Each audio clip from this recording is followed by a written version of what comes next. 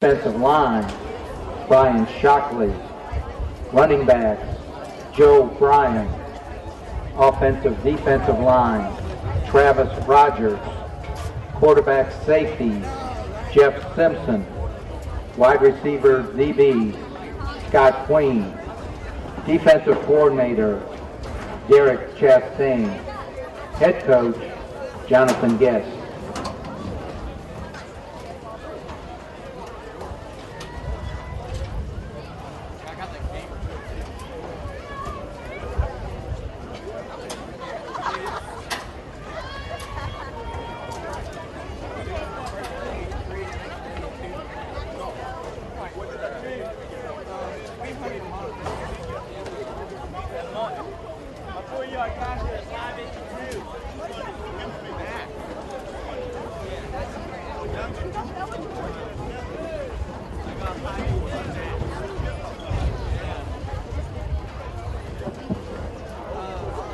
All right, sports fans, concessions are open, both sides of the field.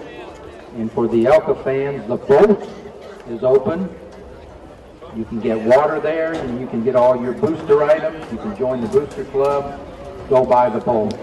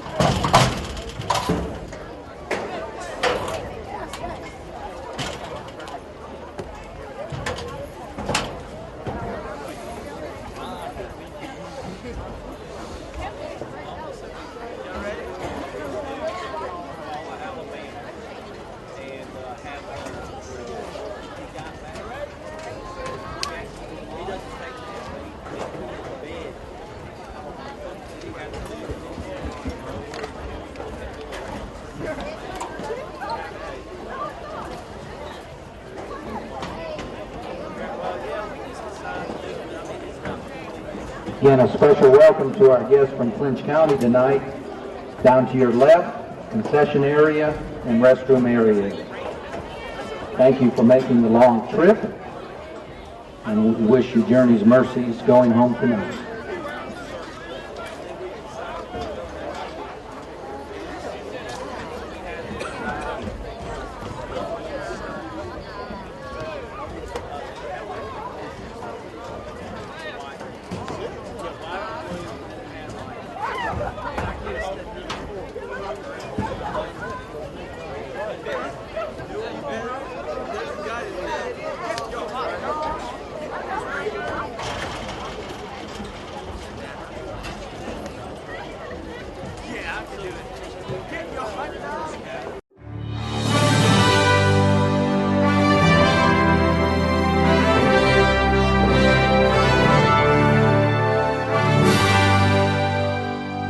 All right, Coach Guest, thank you for coming out again this week. So first off, congratulations on the win last week at Briarwood Christian.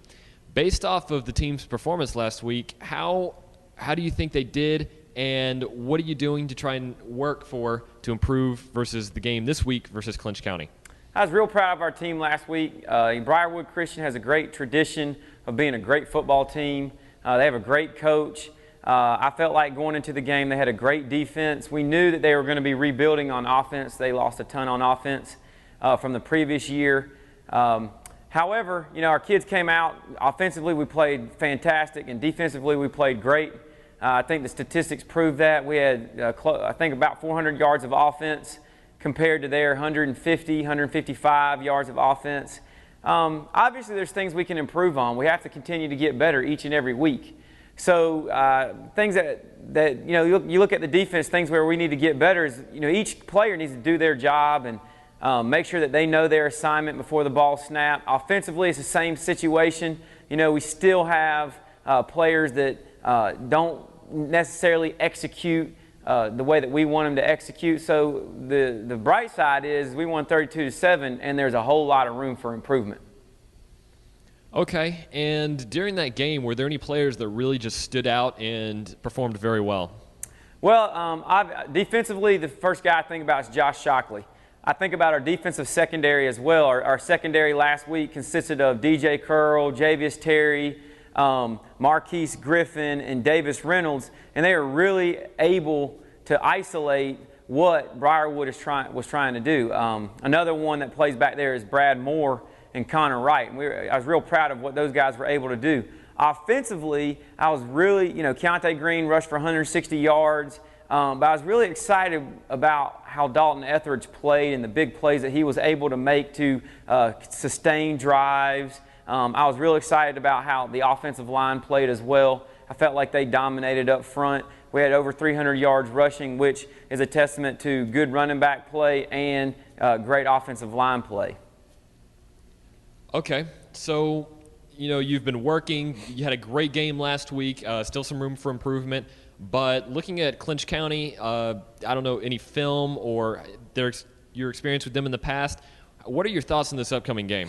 I think Clinch County is going to be a big game. They're obviously a test in single-A football. They're always a team that's up there. They're competing for it each and every year to win the state championship. They're competing for that. We built a great relationship with Clinch County back in 2010. We went down there. We were ranked number 2. They were ranked number 1. We lost to them in the quarterfinals. They went on to win the state championship. But we developed a great relationship with their coaching staff, and so we wanted to continue and kind of make it a little tradition where we play Clinch County. And so I look for a hard-fought game Friday night. I look for improvement with our kids from last week. Are we getting better? Are we progressing? I think it's going to be a fun, exciting game for everyone. Okay, so heard this rumor going around, something about something special going on with the Clinch County team in ELCA. Can you elaborate on that a little bit? Yeah, well, like I said, a few years ago in 2010, we developed a great relationship with the coaching staff and the players and really the community down there at Clinch County. And so what we've asked them to do is come up on Friday and eat our pregame meal with us. So it'll be Eagles Landing Christian Academy, it'll be Clinch County players, and we'll be eating together, coaching staff eating together, and then we're going to do a devotion together. Usually you don't do things like that. The world tells us, man, I need to hate my opponent. I need to not like them. And I really kind of think that you kind of think about, well, how would Jesus coach football? How would Jesus play football? I think Jesus, he measures us on our performance. He measures us on what we do on the field. I don't think he measures us on our attitude 4 hours before a football game. And I think it's just a great way to show, hey, we can love our opponent, we can serve our opponent, and go out there and play hard on Friday night against them. And then when the game's all said and done, hey, we're going to pray again with them, and we'll send them off back to Clinch County. But what we want to represent is we want to represent Jesus Christ to the community at Clinch County, which is just having a servant's heart and having a loving heart. And then going out there and playing football to the best of our ability with excellence, because that glorifies the Lord as well. Okay, so that should serve as a great testimony. So last quick question here. What are the key injuries on the team right now? Or is there anything that might become a factor in this upcoming game? Yeah, I mean, we have some key injuries. We got some key injuries hurt last week. We kind of been through a little brutal three-game stretch right here from just from playing higher classification teams where we scrimmaged Dutchtown and we played Washington County and played Briarwood. And we came out of the Briarwood game with a few injuries. Isaac Rochelle broke his hand, so he's out for a while. That's a big loss for us. DJ Curl re-injured his ankle, so he's going to be out probably for about 2 or 3 more weeks, and that's a big loss. And Keontae Green sprained his ankle as well, and he's going to be out, which obviously that's a big loss too. So all those are 3 All-State players. They are on the preseason All-State team, and they were on the All-State team last year at the end of the year, and they're going to be out. But what's exciting is, for me, is I know those 3 guys can play football, and we're not into our region schedule yet, so we're going to be able to see who else can play. Younger kids have got to be able to step up and perform, and it's an opportunity for them.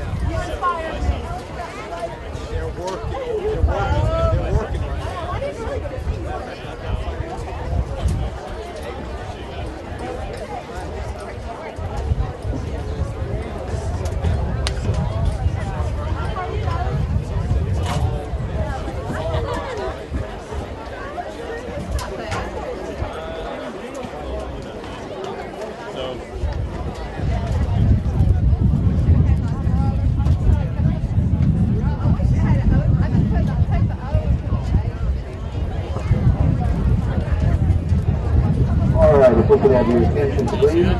If you would stand, we'll be led in prayer by our head of school, Mr. Marshall Chambers. Then we'll have our national anthem sung by Mrs. Julie Chastain, who's a graduate of Athens Christian High School, a first grade teacher here at ELCA, has a full-time responsibility of keeping Coach Chastain in check. Shall we pray?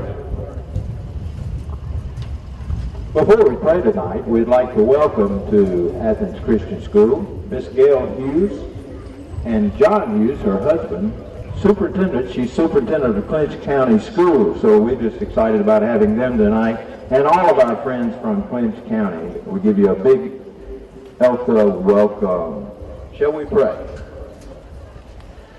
Our gracious Heavenly Father, we do thank you for this evening. We thank you for the opportunity to come together in the field of athletics.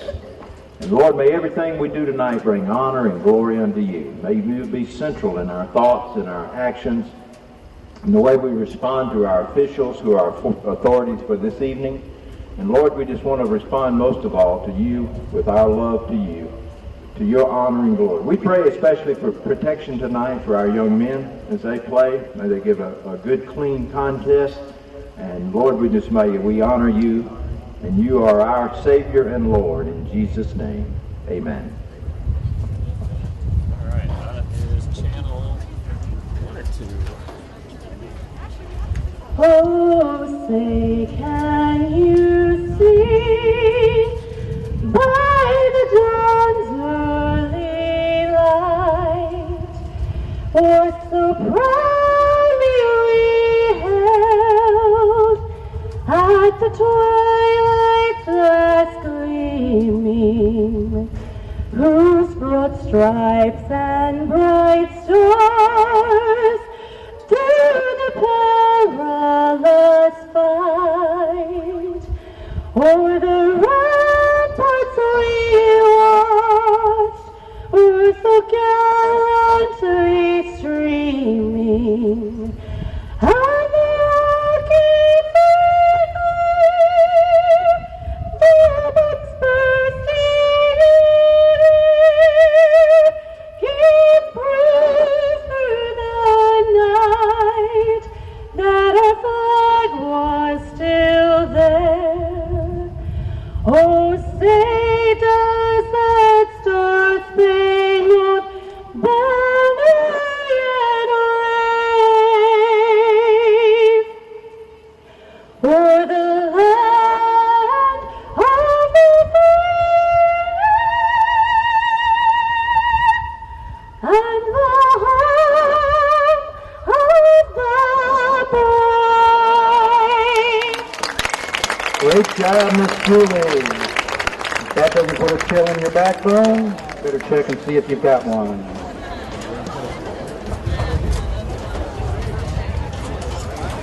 Just a few minutes we'll be starting. If you want to head down to the Charger Walk, ELCA fans, we encourage you to do so.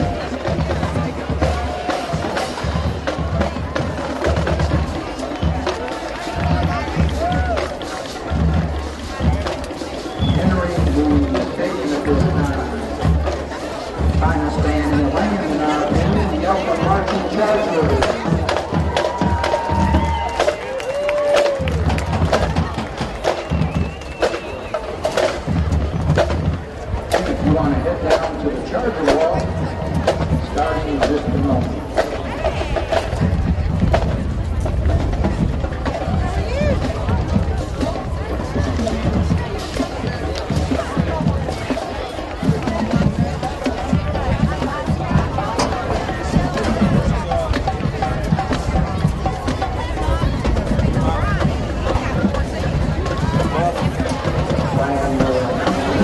Check.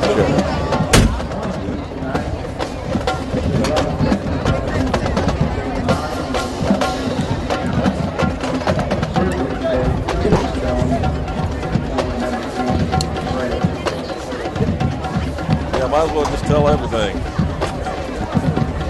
Yeah. Oh, there's the guilty party right there. Check. Better late than never, right? I'm good. How are you?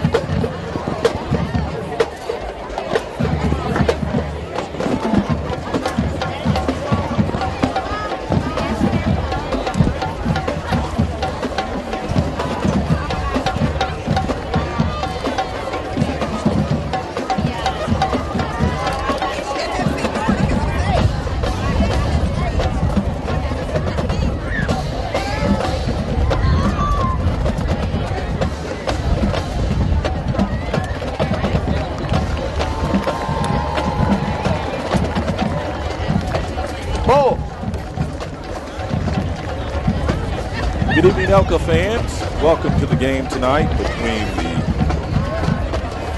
Eagles Landing Christian Academy Chargers and our visitors, Clinch County, the Panthers from Clinch County. I'm Steve Ferrer along with Tim Luke. We'll be hosting for you and hopefully make it a little entertaining for you this evening. Move that mic a little closer. I'll let you. It'll get louder. No, you're the entertainer. We're in trouble. Clinch County comes in, same record, 1-1. They lost their first game very bad to Brooks County, 43-3.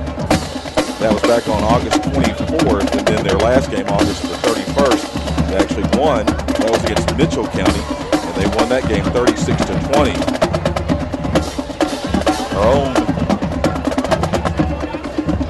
ELCA Chargers come in 1-1 to this game. First game, a loss from Washington County here at Eagles Landing, but only by just a few points. Actually almost pulled that one out. Lost that game 24-19 in the final seconds. And then last week, they took a little over 3-hour bus tour, Tim, down to Alabama, Birmingham, and won that game. And that was a big win. That was one of the biggest wins in the history of our program. It was over a 5A team out of Alabama, a team that won the state championship in 5A just 2 years ago, and last year lost in the state final of the 5A, Class 5A over there. And for us to go over there and beat them, I believe it was 32-7, was a tremendous victory, but it came at a cost, a very high cost. We came out of that game very banged up, and we are missing some of our very best players in this game because of that. Isaac Rochelle, who is committed to Notre Dame, defensive tackle, an all-state player, broke his hand, and he's out for this game. His hand's in a cast. He will be out this week. He'll be out next week. Then we have an open week, and hopefully, Isaac will be back for what will be a pivotal region contest in our region opener against Holy Innocents on the 29th of this month. Keontae Green, all-state running back and a committee to Purdue University, is out tonight. He will not be in this game. He sprained an ankle in the second half last week and did not practice this week, and we're holding him out. And he probably also will sit next week as well.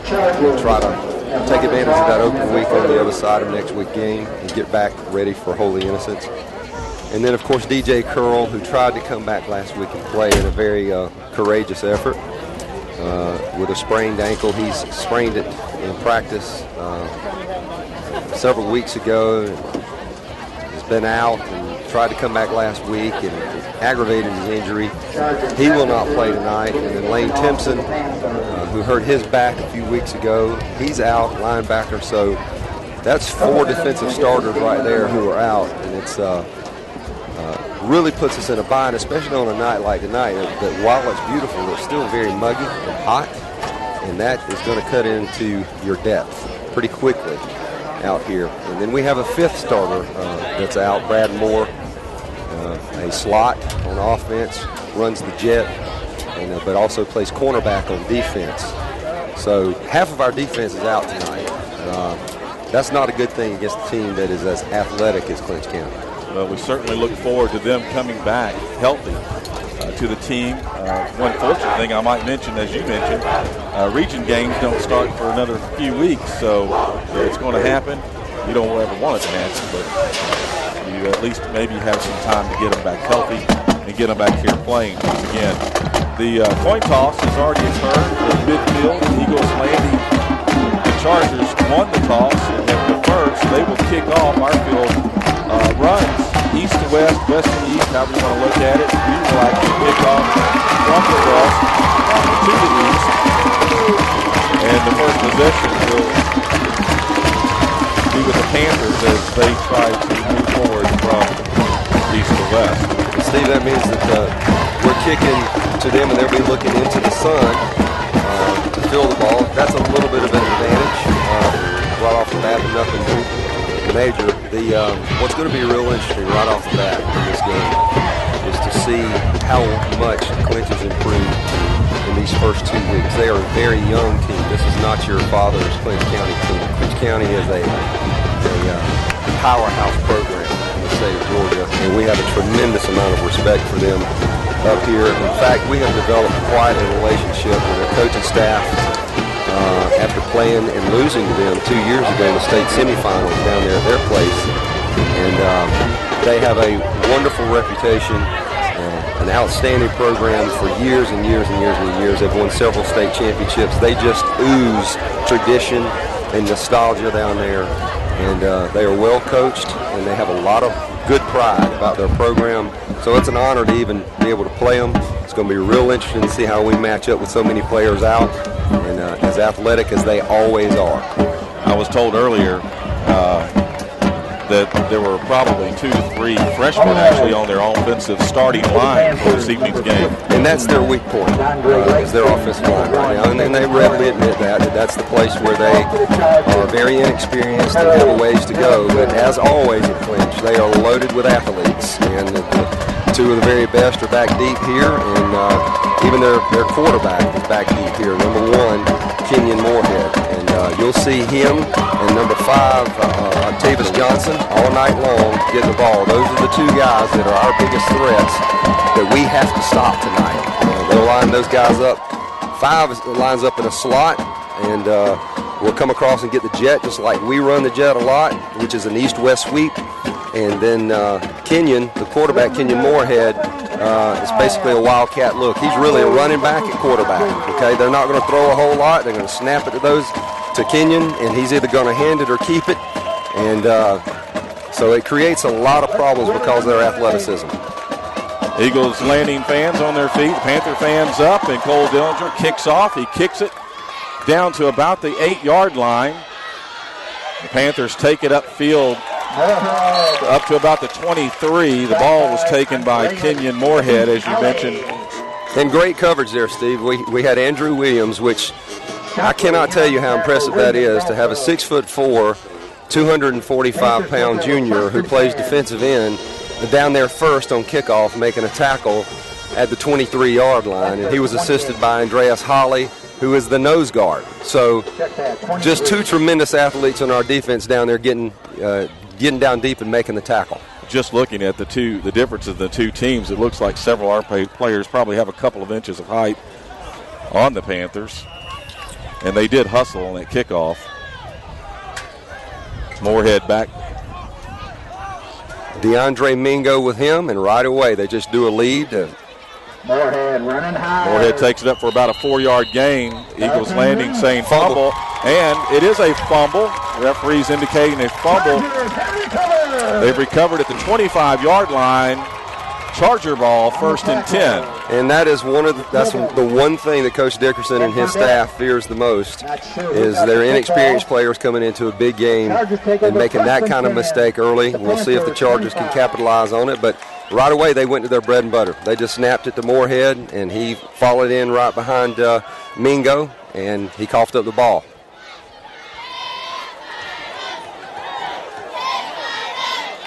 Etheridge hands the ball off.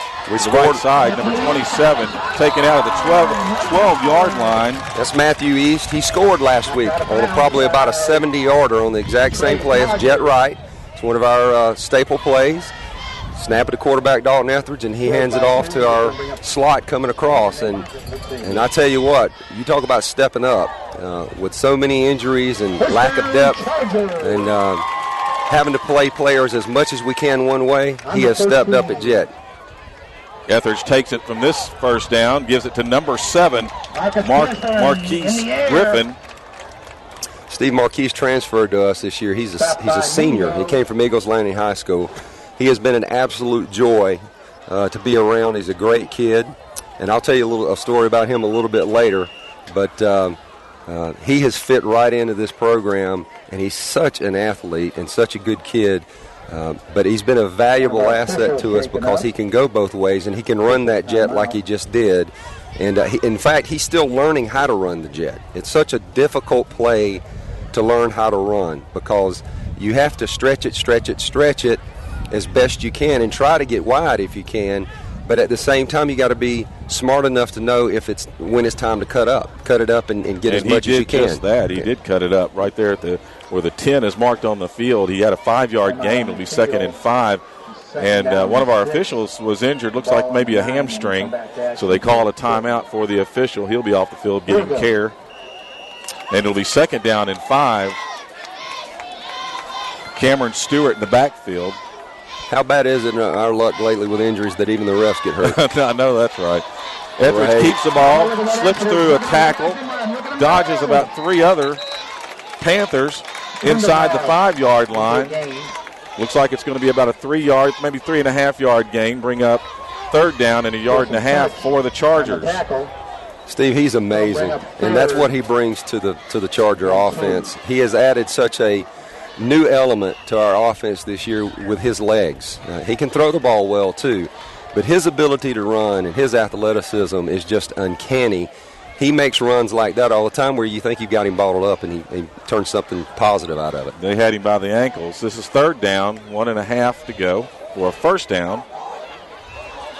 And it's Etheridge on the keeper, gets it across the goal line, and it is a touchdown for the Chargers. And that's the way that you respond to a big break. You take it down, you cash it in, and that's a huge start for the Chargers. He hesitated just for a second and took it almost right up the middle, just a little to the left, and took it right in 5 yards. 5-yard run for Etheridge. And the beauty of our offense, Steve, is you have to respect that jet. When you run it and you run it so well, you have to respect it, and it pulls that defense out some.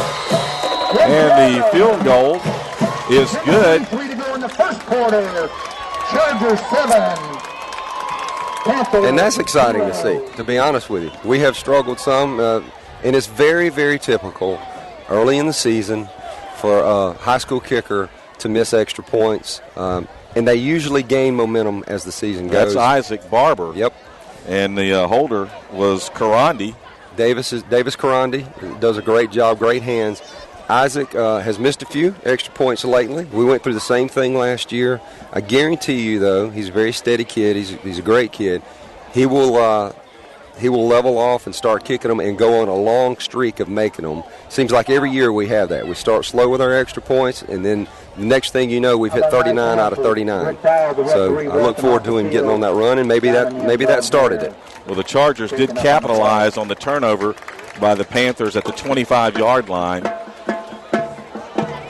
Took it into the end zone, and now the score is 7 for the Chargers and no score for the Panthers. 10:23 on the clock in the first quarter of play.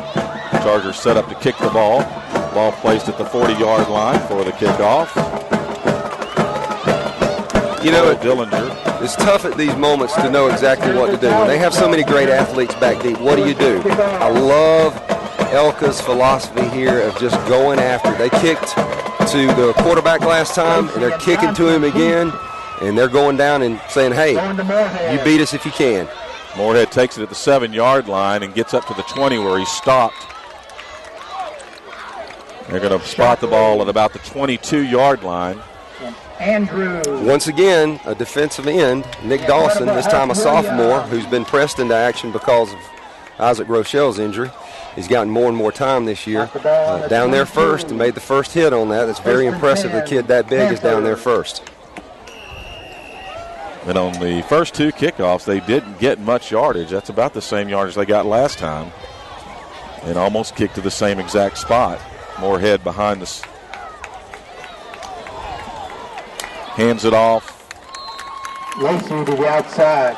That's Dondre Lacey on the jet. And right away you can see, listen, jet is a very, very difficult play to run. And the reason it is because the perimeter blocking has to be excellent. And it's hard to do because it's mirror blocking. The receiver is actually getting in front of a defender and mirroring him wherever he goes. And if you're not good at it, if you don't practice it ad nauseum, it's tough to make that play happen. But right away you can see their quickness.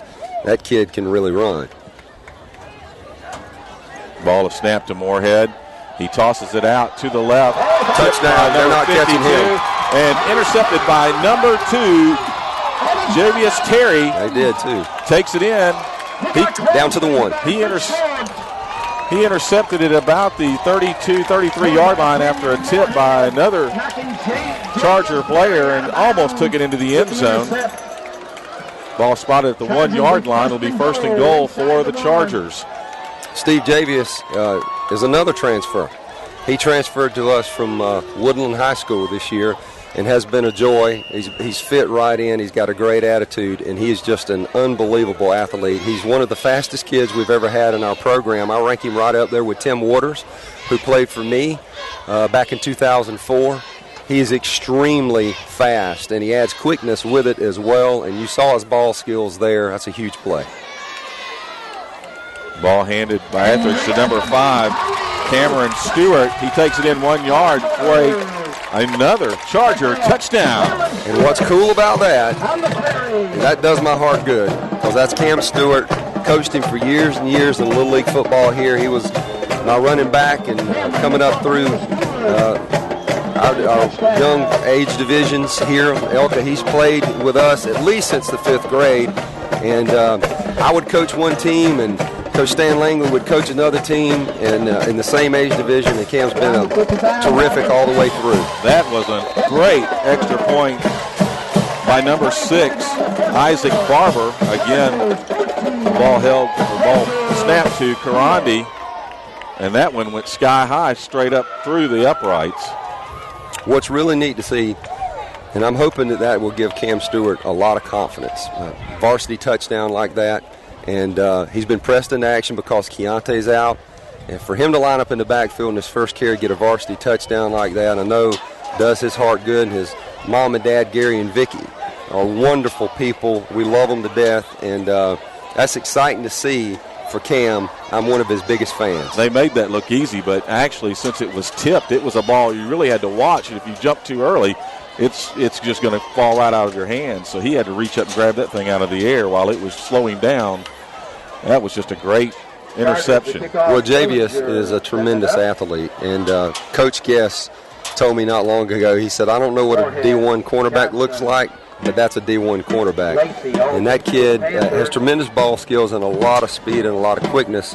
The thing you have to watch with guys like him and Marquise Griffin is, even though our training program is second to none, a hot, humid night like this, those kind of kids give so much effort, and they're so explosive that they wear down pretty quickly. Coach Guest calls them, they're like cheetahs. They can go hard for a real quick, short burst, but it takes a while for them to recover. We'll see how they do this. Hey, a pooch kick right there. That's a pooch kick down to the 24-yard line. It is bobbled, and it looks like Eagles Landing will recover it after the bobble on the 30-yard line. Yet another turnover by the Panthers, and I'm sure Coach Guest has has been instructing his team that we have to capitalize on turnovers. We're 2 for 2. Now this is our third opportunity to capitalize on yet another Panther turnover at the 30-yard line. Just a great call by Derek Chastain, who coaches the kickoff team and has done a fantastic job. We have been covering extremely well this year. And instead of going back to Moorhead, down deep right, he pooched it mid-left. They weren't expecting that. He found a void in the alignment, and we jumped on it. That's a great call. It just about hit the left hash marks. Etheridge now throws it and almost intercepted at the 15. His intended receiver was a little further downfield at about the 10. And it looks like he was trying to send that to number 8. Well, he was either trying to hit Davis Karandi, but he threw it wide of him. I think what happens, he rolled out and he saw at the last second Javius Terry breaking free behind the safety, and he is naturally inclined to go to Davis Karandi, but when he saw that, he did a double clutch. Well, we know there's a flag on the coming back here, so this will be coming back. The ball was given to number 7, Griffin, who took it down inside the 20, but I believe the flag is going to bring this one back. We know Etheridge can toss that ball completely downfield from one end to the other. Well, what happened there in this illegal shift? We had a guy, we probably had 2 guys in motion at the same time. Somebody moved while we were going in motion. But I want to go back to that play because Davis Karandi and Dalton Etheridge are great friends, and they have been playing together in youth ball all through their lives. And Davis Karandi has some of the best hands you will ever see a high school kid have, and he's had a wonderful start to the season. Dalton almost goes to him too much. It would be good to see Dalton try to reach some other receivers, but I know that out of the corner of his eye, when he saw Javius Terry break free past the free safety, he tried to double hitch and get it to him, and that's what messed it up. So this is 2nd and long, and it is back to Karandi. Down inside the 20. Well, I guess they're going to spot it right at the marker for a first down, so we'll see if this one actually is a first down at the 20-yard line. It's just money. It's just throwing it to Davis Karandi on an out route along the sideline. It is a first down, Tim. It's so hard to defend, and his hands are so good, and their rapport with each other, their chemistry with each other is so great that Dalton throws it perfectly, right on time, and his cuts are right on time. It's hard to defend that. That was a 2nd and long play for a first down, so that was right at 15 yards. We have a timeout on the field, timeout by the Panthers, and it just made it look easy. Well, Karande's start this year, and I don't remember, I think he had 10 catches against Washington County to open the season, and sort of burst on the scene. And I think what was his first varsity start, he has 10 catches and he sets a school record. And so everybody is starting to learn who Davis Karandi is now. And he gets a lot of balls thrown his way because of that chemistry that I mentioned with Dalton Etheridge. But the reason that a quarterback does that, Steve, is because when he learns who he can trust, that's who he goes to. Absolutely. And he knows he can trust Davis Karandi, so he keeps throwing to him. And why wouldn't you? He doesn't drop anything. But as the season goes on, I do want to make the point that it's only going to help ELCA for Dalton to continue to branch out and find other receivers and make the attack more diverse. And I know that he'll do that. And the ball is snapped with a 1st and 10 at the 20, and the pass is complete to number 7, Griffin. 3-yard gain on the play, or it looks like it's going to be 2 yards. They're going to spot it at the 18-yard line. We'll bring up 2nd down and 8. Just a little release out into the flat from the slot, from the play side slot. We rolled right, and he almost looked like a delayed release to let the exterior routes clear, and dumped it right underneath. Got to give Clinch a lot of credit. Their little outside linebacker / safety pulled up and made a nice play. The penalty marker on the field is 2 of the Panthers jumped.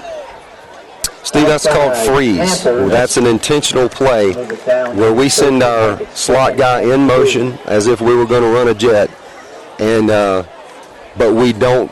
We call the signal out, and normally when we would snap it, we don't. So we will actually call that freeze, and we will call the play and say, and freeze is part of the call, and if they don't jump, we continue on with the play. We call a play within a play and go ahead and run the play. So that's free 5 yards for the Chargers. Get Ball outside. handed to number 27. He does break a tackle in the backfield. Finally stopped Flag down. by number 4, Mingo, just before he's about to make the first down. It'll be a little short. Looks like 2-yard gain on the play. Will bring up 3rd down and 1. DeAndre Mingo, and you got to love that name, Mingo.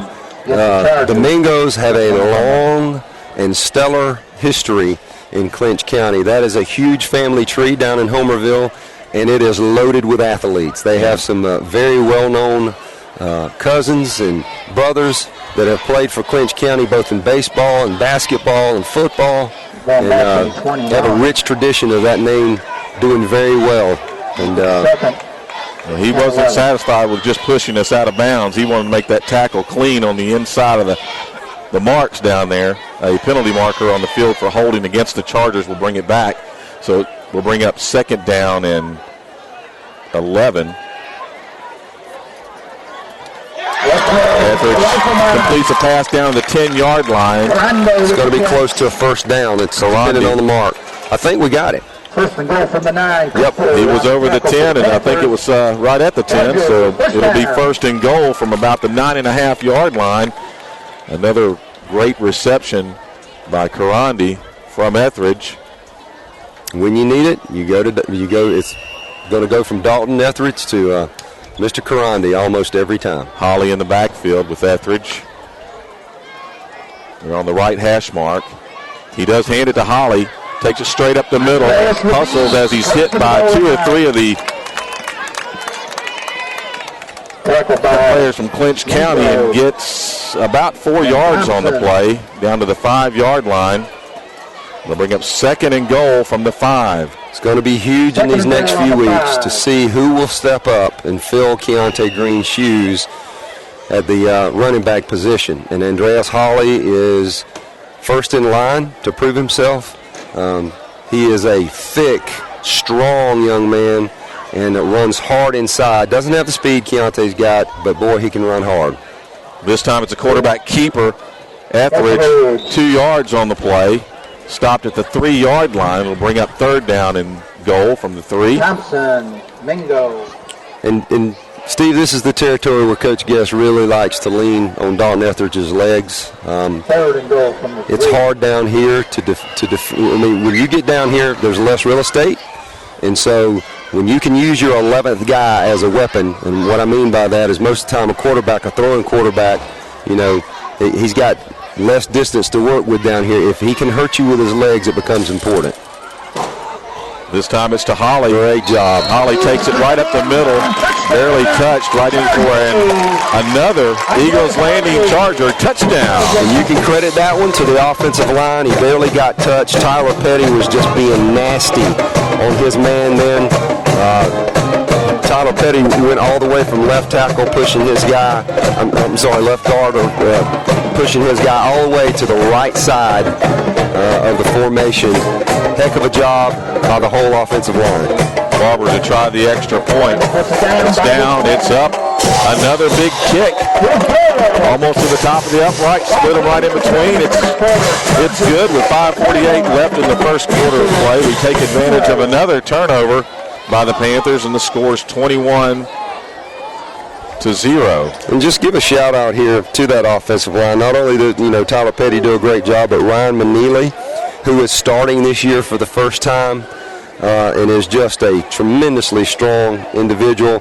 He's only a sophomore, and boy, his future's bright. Great kid, works so hard. Bo Beasley, same thing. Great kid who works hard in the weight room. He is now a junior, and he's starting and has done a great job. And, of course, Jake Martin, a senior who is starting at center now this year, has done a great job for us. And he's in there starting this year.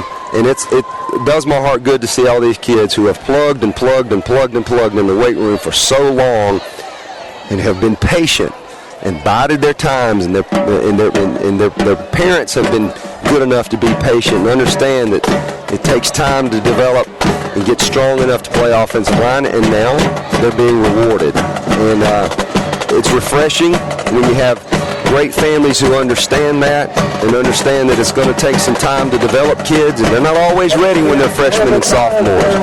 And these kids are reaping the dividends of their hard work, and it's great to see.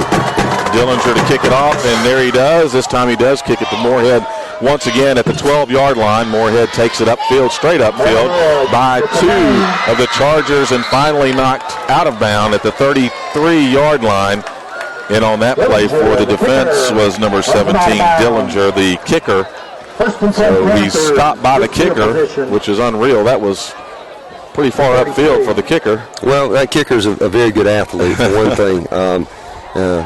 Dillinger plays wide receiver for us, too, so he's a heck of an athlete. But that's an example of what kind of athletes they got. Kenyon Moorhead just made one little quick jab step and got by an athlete that's as good as our guy, Javius Terry there, and we got to do a better job of breaking down on kickoff there. Moorhead hands it to number 5 along the right side, takes it up to the 35-yard line. Nick Dawson on the tackle, number 48 from defensive end. Isaac Rochelle's out, so Nick has to come in. He's a sophomore. He still has a lot to learn about the position, but he has the prototypical defensive end body. He will have colleges looking at him just because of the way he looks. He fits the bill for a defensive end, and he's got a ton of room for growth. Strong, works hard, great kid, very impressionable, will do anything you ask him to do. Made a heck of a play on that one. 2nd and 7 here for the Panthers. Moorhead takes the snap, keeps the ball up the right side. 2-yard gain. Taken right out of bounds. Shackley gets him. And I was looking to see who that was who did such a fantastic job of playing contain over there. And it looks like it was Marquise Griffin. And he did a heck of a job of not letting him get outside. But Ethan McKibben, who's not a big guy at all, but has a heart the size of Texas. And it is full of courage. And to see him come up like that and support the run and Marquise contain on the run that way against these kind of athletes, that bodes very well. It's 3rd and about 7 now. And it looks like that the quarterback Moorhead is down on the far sideline, on the Panther sideline. Timeout on the field while they attend to him. And that's the last thing that Clinch County needs right now. Bless their hearts. They come into this game very young, very inexperienced. They are not anywhere near the caliber of team that this proud program is used to fielding every year. And, of course, these things run in cycles. I guarantee you 2 years from now, these young pups that are getting beat up out here are going to be a state contender. In fact, they will be next year probably. That's how good they are. But they usually come back roaring on your own field later. They do. But to be down 21-0 and already have 3 turnovers and already now their quarterback's banged up on the sideline, I hate to see that. Let me tell you this story today, Steve, since we got a little downtime here. I was telling you about the unique relationship that we enjoy with Clinch County, and it all stemmed, frankly, from how Coach Guess reacted after our loss down there. He was so humble and so godly in his response to losing what was just a heart-wrenching loss. They scored twice in the last 3 minutes of the game to send us home. It was the state quarterfinals 2 years ago. I believe earlier I said it was the semis, but it was the state quarterfinals 2 years ago. And Coach Dickerson was so impressed, and his staff was so impressed with the way Coach Guess handled himself and the way our players responded too, that it really struck a quick friendship with those guys. And our people went down there, our families went down there and treated their people well too. And, there was that whole public-private school kind of, resistance and standoffishness at first. You didn't know what to think. But we went down there with the intention of breaking through that perception and let those folks know that we're real people and they're real people and we love Jesus and we wanted to show them the love of Christ. And so we wound up being invited to go to the Georgia Dome, several of us coaches, and we got to go in their pregame locker room and be a part of all of that and be on the sidelines while they won the state championship. And so that's why we're even playing this game, is because, I mean, these two schools are hundreds of miles apart, but yet they're willing to come up here, we're willing to go down there because of the relationship. Well, Mingo's back at quarterback for the Panthers now. And it looks like number 5 to get number 2 back there. Johnson keeps it. And, Steve, they usually line up Johnson in the slot and run him across on a jet. But with Moorhead out, they have to put him back there. And really, that's, they're just trying to do what they can do right now. Snap the ball to their best athletes and try to move the ball somehow. They gained a half a yard. It'll bring up 4th and 5. They're going to punt. Bring up 4th down. Number 63. Terry Glacius. for the Chargers. Will be back to punt for the Panthers. Smith. Looks like Terry back to receive. And Glacius to kick. And the punt is short. Only kicked up to their own 43-yard line, 42-yard line. The snap was high. Almost lost it. Did a good job of just hanging on to the ball just long enough where he could at least pooch it out there to the right. Didn't get anything on it. He panicked a little bit, Steve. Just a little. He did. The snap was just a little bit high, and he bobbled the snap some, but because he bobbled it, he rushed, and he shanked it. We weren't really even coming in very hard to block it, and he just kind of panicked. So the Chargers will start inside Panther territory once again. We've not been over the 50-yard line in our territory at all. Etheridge throws it out down to the 15-yard line. Man, you talk about a play call. Now that's great coaching. Rondi was just running down the right sideline all alone. Etheridge saw him immediately and just threw it out there. Rondi never broke stride, caught it at the 15 and just kept wheeling it all the way into the end zone for another Charger touchdown. Got to give Coach Guest credit there. Over and over and over again, we run our flood route. We get Karandi out there. He settles into different voids in the defense, and they get so used to that, and then the next thing you know, he's out and up, and they're not within 10 yards of it. Farmer kicks it even higher this time. That was at the top of the uprights. Dead center. He's 4 for 4. That's good stuff. Getting extra practice there in live time. 3:52 left in the first quarter. The Chargers 28. The Panthers no score. After he missed his first extra point against Briarwood last week, he came back, made the rest of his extra points in a 32-7 win. But even more importantly, he hit 2 field goals, one from about 32 and one from about 35, and one even from the left hash. So it's exciting to see his confidence build as the season goes on here. Now he's on a roll. It looked like his first extra point attempt was just a little to the right, but just enough inside. And from then on, he's hit it dead center. I can't say enough about that play call and the execution of that play, though. That was a perfect time to do that. That's a quick hitter. But I know Coach Guess, and if we're up, we're already up 28-0, and there's still 3 minutes and 52 seconds left in the first quarter. I'm not going to be surprised at all to see Coach Guess really dial things down. We'll probably go hard till halftime. But because of the relationship with Coach Dickerson and the special relationship that we have with that coaching staff and those kids over there, and I'll tell you a little bit more about what happened today when we get a longer break, Coach Guess is not even going to come close to making this look like a nasty blowout or runaway. Dillinger now kicks the ball. And this is whistle dead. The ball was kicked down to about the 3-yard line. And it looks like we were offside, though, on the kickoff. Well, now Dontarius Williams is back deep on that, what is our right side when we're kicking it deep. Clinch's left flank.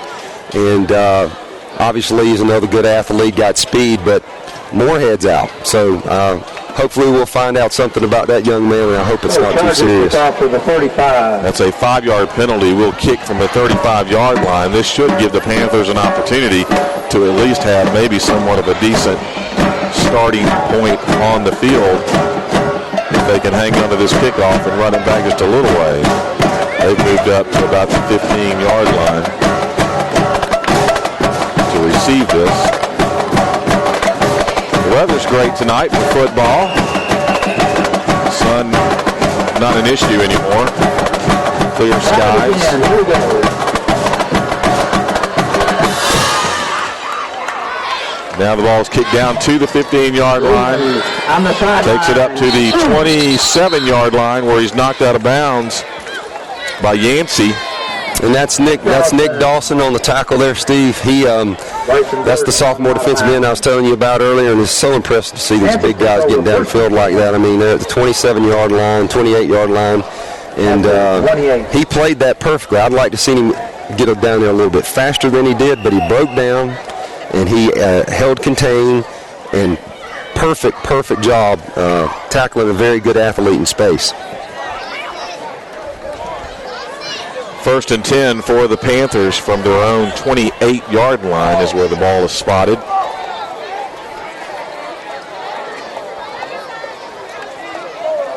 Number 5, Johnson, is the quarterback. He fakes it and keeps it. Johnson on the keeper. Not a fun way to make a living right there. When you're running what we call truck right in our offense, is basically snapping it to the quarterback, and he takes off on a quarterback sweep to the right, tries to cut it up. Andrew Williams from the right side defensive end comes with a head of steam all the way across formation and hits him at the line of scrimmage. Actually drops him for a half-a-yard loss, and that was a thump. He will remember that. He took it from his left hash mark to the middle of the field where the ball is spotted now. As you said, it's going to be 2nd and long. Once again, Johnson is the quarterback. He keeps it this time. He runs left. Josh Shockley just got shocked by the shocker. Gets it up to the 30-yard line. That's a 2.5-yard gain on the play. Superb job of playing linebacker there by a guy who was rock steady for us in the middle, Josh Shockley, one of the strongest kids that we've ever had in this program. Just an enormously hard worker, and he came all the way from left linebacker to the right side, and what looked like could possibly be a big gain wound up being a 2.5-yard gain.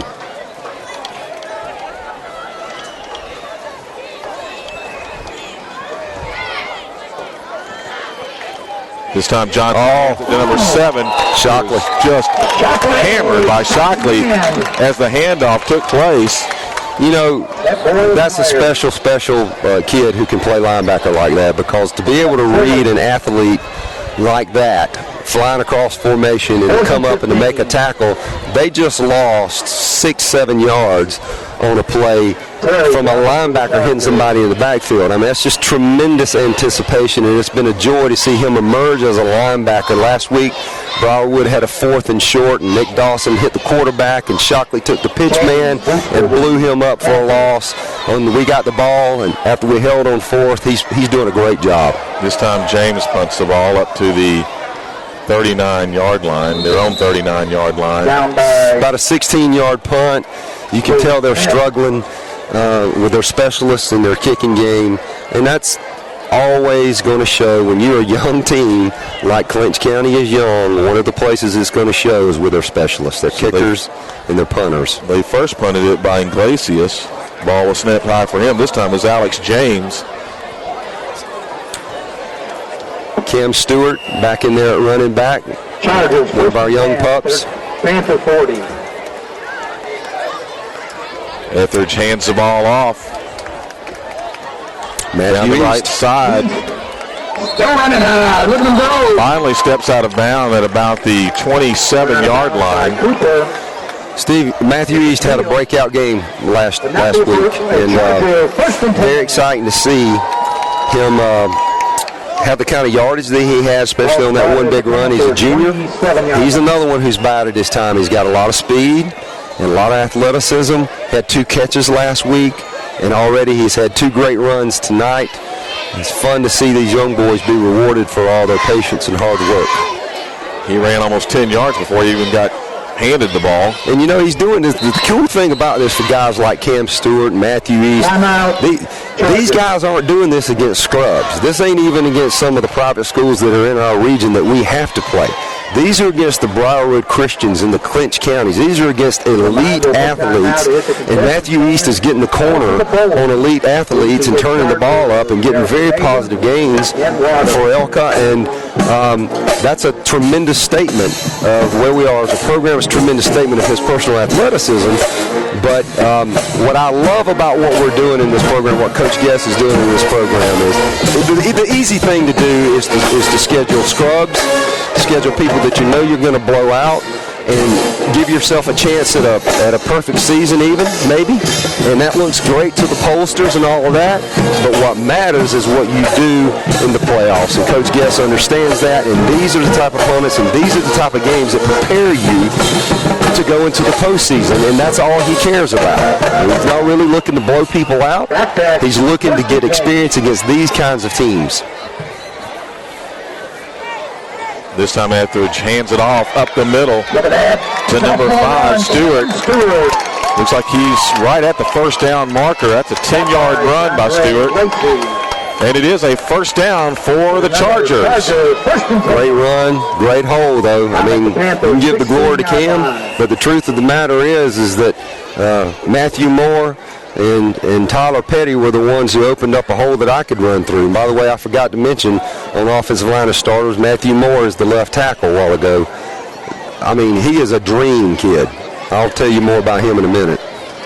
There's West again, get handed the ball on the right side, down to about the 21-yard line. They actually defended that pretty well. Going back to Matthew Moore, he is the quintessential example of the kid who has worked his tail off and been patient, bided his time, waited till the opportunity comes. And Coach Guess's philosophy coming into this season was, hey, I know I've got an all-world player in Isaac Rochelle and another all-world player in Andrew Williams, and I could stick both of those guys at my left and right tackles, and they would push people back 5 and 7 yards every time. But I want them fresh for defense, so I've groomed these other kids to get them ready. And Matthew Moore is one of those kids that they grew. This time Etheridge hands it off to Holly, takes it down to about the 10-yard line, kind of bobbled it down there, almost looked like a fumble, but the ball landed right back in his chest. And that's the quickest way to make sure that you don't get many carries.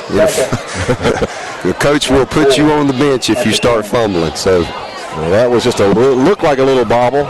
If my eyes don't deceive me here, I am wearing my new glasses tonight. So end of the first quarter. We take a little break here. Is that what we do? If you want to take a break, take a break. I'm tired of talking, so let's take a break. We're going to take a break, get some water, be right back with you.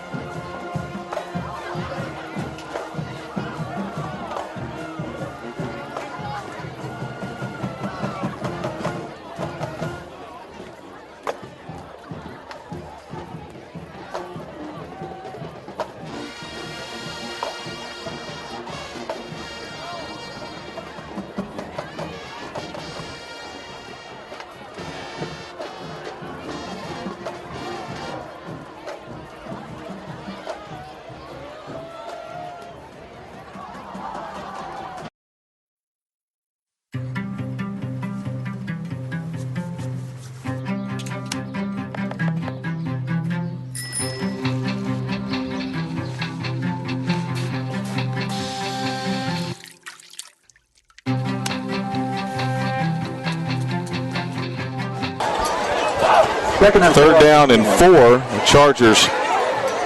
Etheridge now tosses it up into the end zone. Looks like he was hit a little early. I don't like to see Davis Karande getting up slowly. Well, he was hit a little early around the ankles as he went up for the ball because he would have had to reach out to grab that one. But the ref was standing right there and didn't call anything. We're going to go for a field goal here, which is neat to see. And I love to see Coach Guess putting faith in Isaac. And it's going to be about, looks like about let's see, that's from the That's from the 17 yards. It's going to be about a 24-yard field goal. I'm sorry, 27-yard field goal. And last week, like I said, he had about a 32-yarder and a 35-yarder. This one's from the right hash. The way he's been kicking, this one should go. The ball is snapped. Perfect. And the kick is up. Now he kicked that one. That was straight down the middle. No, he kicked it. He kicked it. They said it was no good. He looked good from here, but what happened was he actually kicked that wide right just barely. But the snap and the hold were textbook. You can't get any better than that. So I don't know why he just pushed it a little bit. So I think he's 1 for 3 now in the season. I mean 2 for 3 on field goals. That's his first miss. Well, it was high enough. No, it was a pretty kick. He just was about a foot wide. Where it landed, it appeared that it would have been good, but the ref says no. You know, on that third down pass, what was really encouraging, I know he tried to go back to Davis Caranda, which you don't blame him. Marquise Griffin was open early. He was just kind of slipping out from his slot position, and a quick dump down would have been pretty effective there. But what I really loved about that was how Dalton stretched it out, and was patient. And it was actually a good ball he threw, and just didn't work out.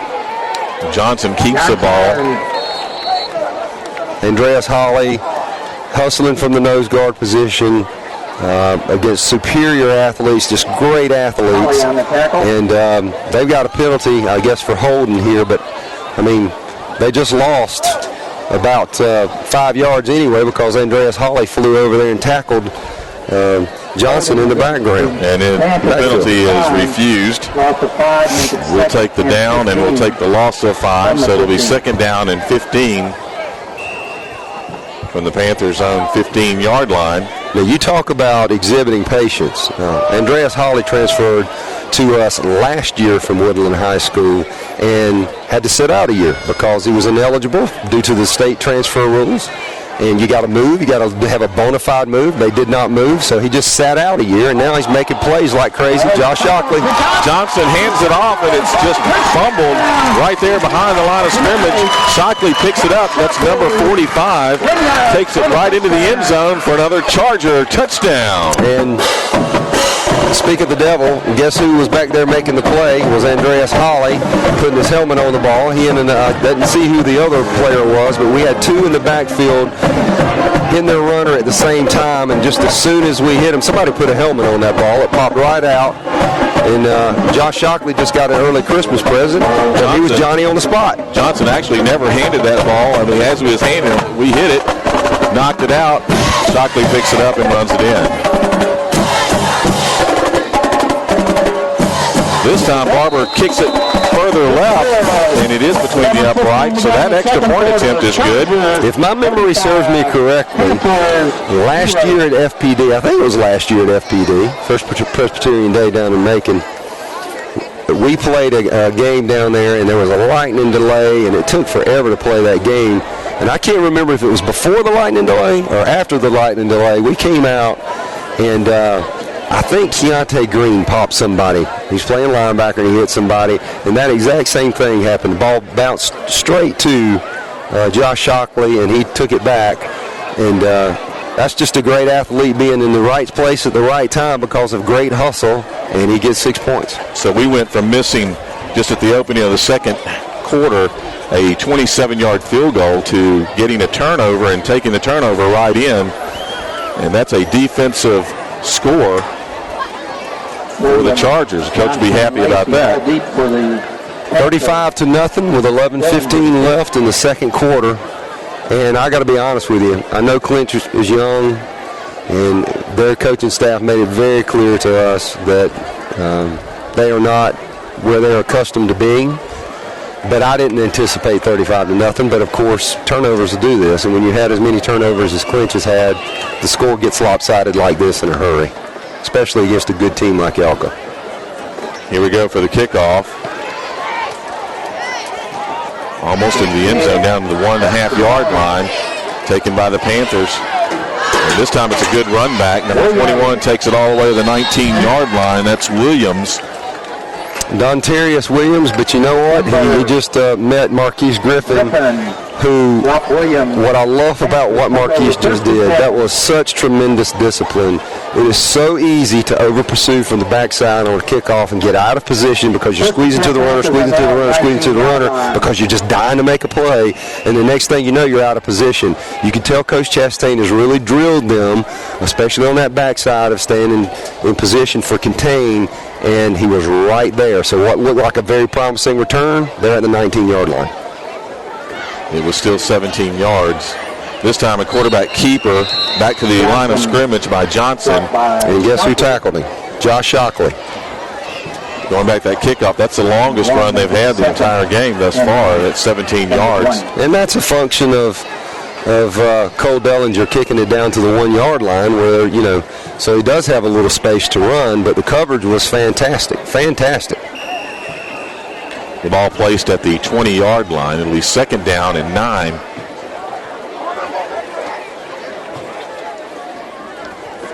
Johnson back.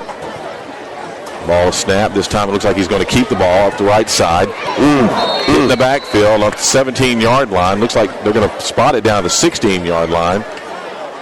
Well, you had Josh Shockley with a kidney shot right then with his right shoulder pad, and you had Darius Good, who, along with Nick Dawson, is a sophomore who's played for us for years in our youth leagues, and then now reaping the benefits of being here for so long and getting in our weight room. And both of those kids just have tremendously bright futures.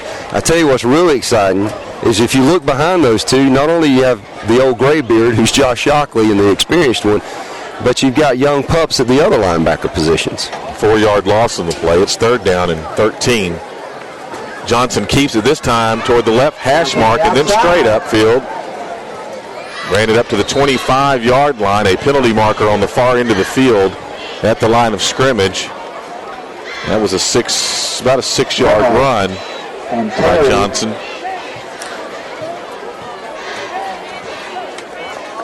Penalty flag.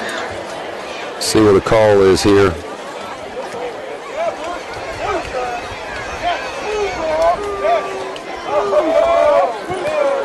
They keep looking at the Clinch sideline as if they're wanting to see what they want, whether they want to accept or what.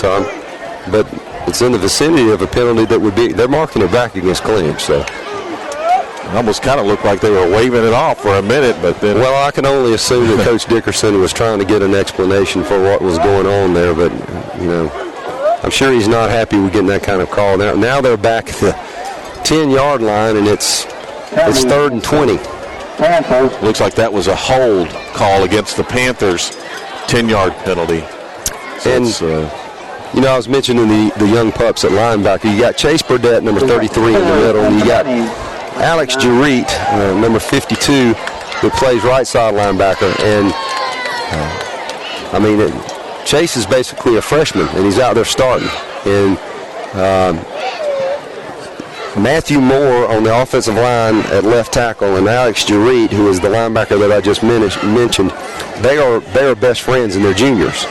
And so a lot of these guys that are contributing for ELCA still have a year or two of eligibility left. They're coming back, and so it bodes well for ELCA's future too, just like Clinch County's young team. What's going on? Now they're marking the penalty back. Well, the Panther coaches kept arguing that. The call is going to be declined. Okay. Which will bring up 4th. Okay. Apparently, we declined to force 4th down there instead of taking it and making it 3rd and 20. So we want them to punt it, and they will have it at their 21-yard line. This time back to punt. Looks like someone different. Once again, Trinity Cooper back. I believe that's Trinity Cooper. Now, granted, some of these guys have been, again, pressed into action because of the injuries. When you have 5-6 guys who are on the sideline not suited up because they're injured, then you have to have a freshman at linebacker. But it speaks well of Chase Burdett. It speaks well of Alex Jarrett and those guys that they are ready to play at the varsity level against the caliber competition of Clinch County. It's Alex James back to punt once again. The ball is snapped, and the punt is off. This time it's a much better punt. He punted it up to the 48-yard line. Took a bounce to the 42-yard line. We picked it up. You know, Javius Terry's a good enough athlete to get away with that sometimes, but that makes a coach's heart fall when you see a kid try to run up and get a ball in traffic like that when it's really not necessary. That ball wasn't going to go very much farther. And that's a penalty marker on the field, and that's a block in the back called against the Chargers. He actually took it back across midfield. I guess he didn't want us to start on our side of the field once again, but we're going to anyway after the march off here for the penalty. The ref spots the ball at our 41-yard line. It'll be 1st and 10 for the Chargers.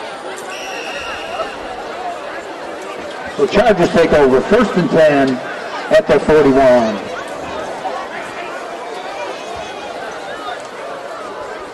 Etheridge standing on the 35. Hands the ball off. With the cut. Matthew East saw that they had come up well. The defense had come up well on the perimeter, and he cut that up, which is what you do with the jet. If you see that you can't get to the outside, you cut it and you get what you can get. He did a good job of cutting it up, but I would like to see him finish that run more physically. He did not finish that run well. That was a 3-yard gain, brings up 2nd down and 7.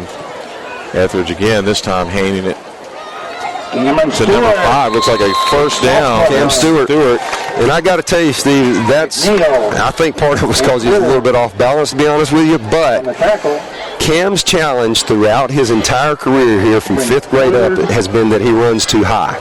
He doesn't do it. He hasn't done historically. He struggled to run behind his pads and to lower his pads and to run downhill.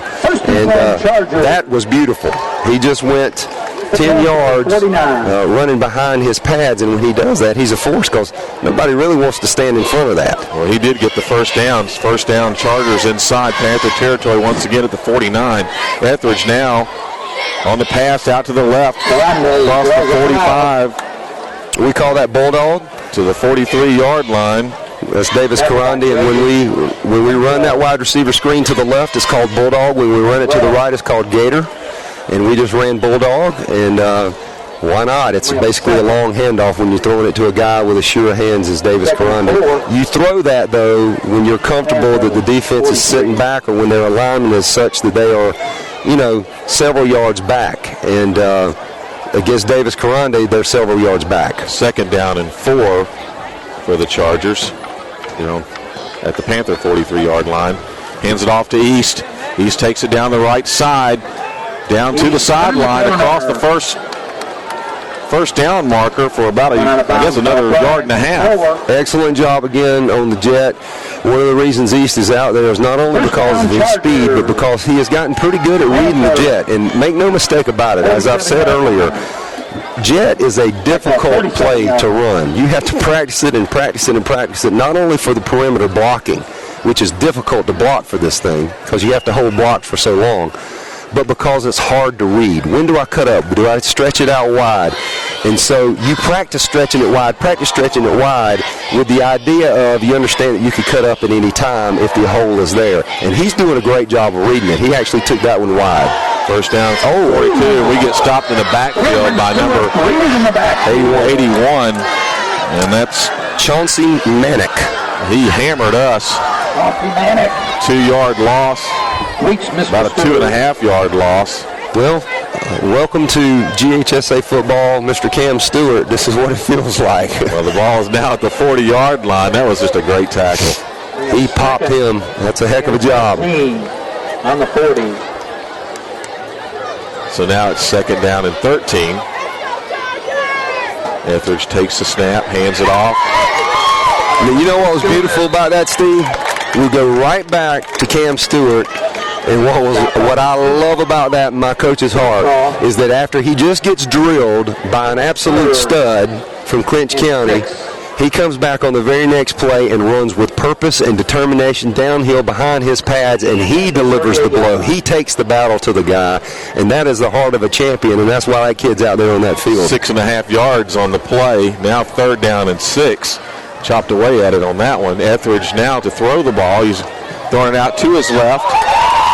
Hits his receiver at the 19-yard line, takes it down to the 18-yard line. For a Charger, You know, it's a beautiful thing to behold, to watch these two kids play, because they are so in tune with each other. Mark it on the Panthers. I mean, if you could see the perspective that we see it from up here, and I guess on the camera you probably do see most of it. I don't know if you were able to see, though, that Dalton threw that ball right when Davis was breaking out of his cut, and that's when you do it. And it's indefensible. You cannot defense that. It's beautiful. Handoff upfield, left hash mark, stays on the hash mark, down to the 12-yard line. Boy, he's running hard. He's running hard. That's the hardest. This drive is some of the hardest that I've ever seen Cam Stewart run. It's almost like he said, okay, I got the snot knocked out of me. Okay, that's over with. That wasn't so bad. Now I'm going to deliver the ball. Power boost there. 7-yard gain brings up second down and 3.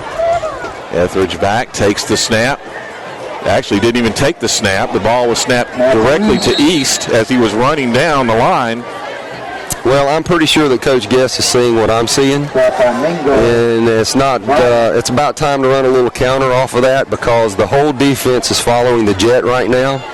And I know we're not trying to run up the score, but I know that we are trying to score one more time before half and make it comfortable so that we can start playing some young guys. And I'm not going to be surprised at all if we fake a counter here and Dalton Etheridge keeps the ball, because it's been open. It's third down and 4. We hand it off again. This time a 1-yard loss on the play by Stewart. Going to try a field goal again. Nowhere to go on that one as the Panthers stuffed the line there. They had control of the line of scrimmage that time. I really wish they had maybe tried to come out, fake the jet and have Dalton come left with that. Again, when he handed that ball off on the jet just a minute ago, the whole defense, and they are quick. They're young, but that gun they're quick. The whole defense took off after him like a fish to a piece of bread. This time Barber kicks it sky high. I said that earlier, but that was probably 3 yards above the uprights, and I don't know if it was in the middle. I'm not going there again, but it was good. Yeah, that's nice. About a 30-yard field goal. Heck of a job. He's 3 or 4 on the year. You really can't ask much more of that from a high school kid. And we're up 38-0 with 3:45 left before halftime. You know, during this little lull here, Steve, I want to finish telling you this story. I was telling you about the great relationship that we have with Clinch County. We respect them so much, and we have formed these friendships. Well, this week, Coach Dickerson and Coach Guest got together on the phone, and Coach Guest invited these guys up early today so that we could feed them. So we fed Clinch County in our cafeteria today. And then Coach Guest got up and spoke, and Coach Dickerson got up and spoke, and both of them were very inspiring and encouraging. But the whole theme of today was talking to these boys about their spiritual condition and about where they stand before Jesus Christ, our Lord. And then I had the privilege of presenting the gospel to them after the coaches spoke, and presented the gospel and asked. I told them I wasn't going to say a prayer that they would repeat after me, but I told them the elements of a prayer of salvation, and I gave them a few minutes to pray, and then I said, if you just prayed that, then put up your hands, and you wouldn't believe it was 20 or 30 hands went up. It blew me away.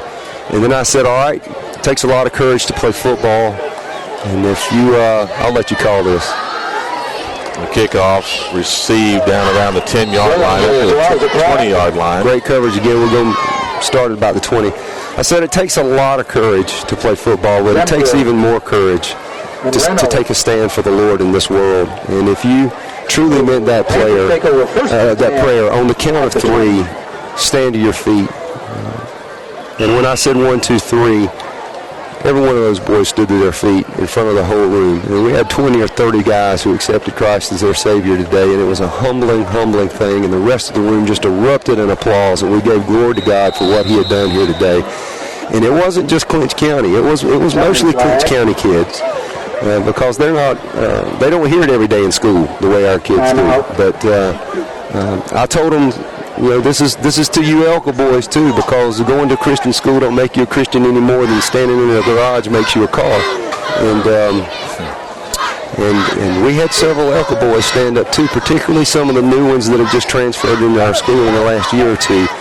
And so it was just a wonderful moment, and Clinch was very humbled, and we were very humbled, and our friendship grew even deeper, and we praise the Lord for what he did today. And we praise the Lord for men like Coach Dickerson and his staff who are willing to take a stand for Jesus too, and in a time when, frankly, that can get you in trouble. And so I praise the Lord for what he did today. Well, we certainly want to praise God for salvation, and that's a great thing. And that's relationship building that you've been talking about the entire first half. You know, you plant a seed, and that seed just grows over time. And I'm pretty sure that at this point, with a 38-0 lead, you're going to really start seeing Coach Guest dial it back. In fact, on that last drive, to be honest with you, I mean, we could have attacked 1,000 different ways than what we did. I'm not trying to say we're having pity on these guys, because they're Clinch County, dadgummit. We don't need to pity anything they do. They're amazing. But I know that Coach Guest knows that they are younger than they usually are, and they're banged up a little bit. So he's going to start taking it easy and dial back some. In fact, we've already got some guys out there. I see Christian Zimber out there getting him some plays in and stuff. So it'll be interesting to see how we play it from here. They lost a yard on that play. It's 2nd down and 11. Johnson again, quarterback for the Panthers. Hands it off this time. Number 7 takes it upfield this time for a couple of yards. Looks like maybe a yard. That was Bryson Durden on the tackle, and I'm ashamed that it's taken me until 2:47 before halftime to say his name, because this is a big, big night for the ELCA Chargers, because Bryson Durden is back in the lineup for the first time this year after tearing a hamstring during summer. We trained. We played a lot of 7-on-7, and then I think he went to some other event over the weekend and wound up tearing his hamstring, some competition or training event, and he tore his hamstring, and it's because he worked so dadgum hard. He's a great kid, and we have truly missed him, but now he's back starting in the secondary. He's playing at safety, and he just came all the way up against a great athlete and made a play. This time Johnson keeps the ball on the left side, runs it upfield down the middle of the field up to the 25-yard line. That's a 5-yard gain. We'll bring up 4th down and 5. Along with Jareed. You know, Steve, you can't coach speed. And one of the encouraging things about ELCA this year is how well we are swarming to the football. And Coach Chastain, our new defensive coordinator from Camden County, has put in a 3-5 defense. And, boy, he has these guys swarming to the ball, really like I've never seen us swarm to the ball. We have more blue jerseys around the ball carrier every play than I've ever seen before, and our speed is what's so impressive about that. These aren't scrubs. Oh, boy. The punt is over the head of the punter and into the end zone where he covers it up, and that'll be a safety. Give us 2 points. Make it 40-0 now, and we get the ball with 1:16 left. I really kind of hope we just kind of run into the middle of the line here and don't try to score anymore. This is the second time that the ball was snapped high, but this time clearly over the head of the punter. Well, Coach Guest, Alex James. Sorry to speak over you. Coach Guest has taken his headphone off and handed it to Coach Queen. He's putting the headphones over on the table now. So, I don't think we're going to try to put any more points on the board here, even though we're getting the ball, and that's what I would anticipate. But getting back to my point about the speed, I know that Clinch County's young. They're not who they normally are, but they still have a slew of very talented and quick, fast athletes, and they're just not. Even when it looks like a play is going to break open a little bit, it closes. The void closes in no time, and we don't really even have our starting defense out there. We have some of them. But it's very, very encouraging, the results tonight and how we're playing against these what are traditionally just fantastic athletes. 2 years ago when we went down to Clinch and play them, it's the fastest defense from top to bottom that we had ever seen. And we studied film all week. We were like, we have no idea how we're going to gain an inch. They're just so stinking quick and fast. And they were a special, special team, as evidenced by the fact that they went on and beat Savannah Christian in the Georgia Dome for the state championship.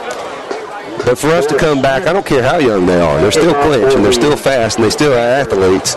And for us to play the way we've played tonight, granted, they've made a lot of mistakes, but they haven't gained anything either. And that's a credit to Coach Chastain and the coaching staff. Well, they lost their quarterback Moorhead about halfway through the first quarter, and they've been suffering since.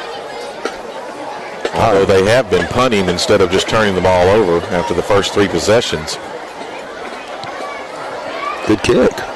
This time went out of bounds. Kicks it down to the 27-yard line where the ball bounced out of bounds. The referee's going to stand on the 25, where the Chargers will take over 1st and 10. This time, first time deep in their own territory. He put a foot into that at least. It was it had some distance on it, but he did shake it, pulled it. We want to remind our viewers on ELCA Vision that we're looking for sponsorships at a discounted rate. And this goes for all of our games here at Eagles Landing Christian Academy for just $150. We'll put together something for you. Promote your business here on ELCA Vision with all of our teams that do play here on ELCA Vision here at Eagles Landing Christian Academy. If you'd like to participate in that, get a hold of Mike Harrelson at the church, at the school office. Officer Mike. We know him as Officer Mike, and he'll help you, give you that special rate of $150 for the entire season. Right up the middle, just exactly like we should do. We ought to do that about 2 more times and go to the locker room, and I suspect that's exactly what Coach Guess will do. 2nd and 8 from the 43. It'll be 2nd down and 8. The ball is at the 43-yard line. In fact, Steve, if one of our guys were to break through here, I really sincerely hope he would just go down before he reaches the end zone. Well, he went down that time. Almost like a blocking tackle there. Nice Number 8 on the tackle. Or James, make that James. I believe that's number 8, which will be Kelsall. Well, he's holding himself in a way that suggests that he just got hit somehow and got hurt. So Stewart ran him over, but he did make the tackle. It'll be 1st and 10. Right back Stewart once again up the middle.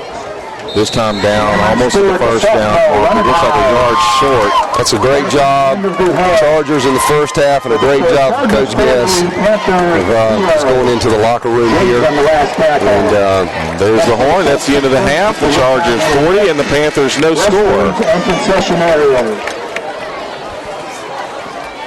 Once again, we'd love to have you sponsor ELCA Vision here. We'll put together a commercial spot for you here, and we'll air it during our games with all of our activities, all of our sports that are going to be viewed this season on ELCA Vision. And if you would like to participate, we'd love to have you on board with us. Sponsoring our athletics here at Eagles Landing Christian Academy. Just speak to Mike Harrelson. If you don't know Mike, just ask around.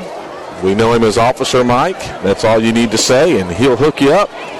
He'll put something together for you, work with you, make sure that your spot is a great spot and that it gets attention.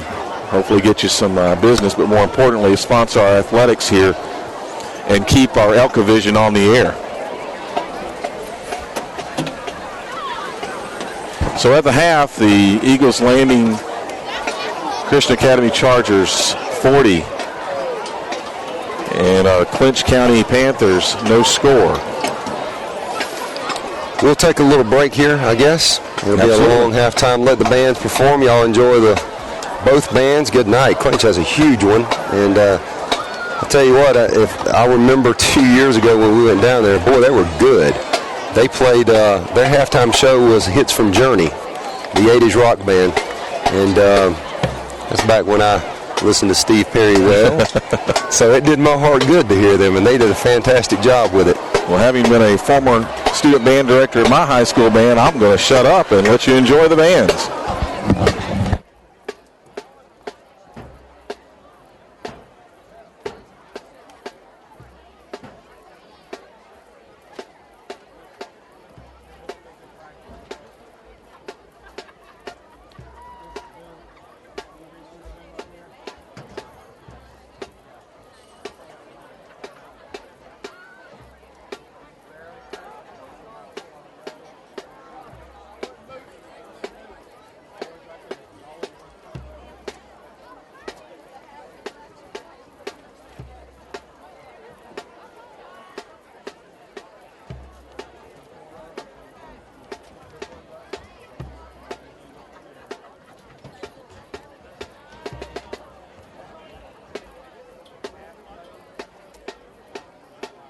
Ladies and gentlemen, now entering the field on behalf of the Clinch County Board of Education, Superintendent Dr. Dale Hughes, Principals Denise Brown and Trent Hatton, and the faculty and staff of Clinch County Schools, we proudly present the Clinch County Panther Band of Pride.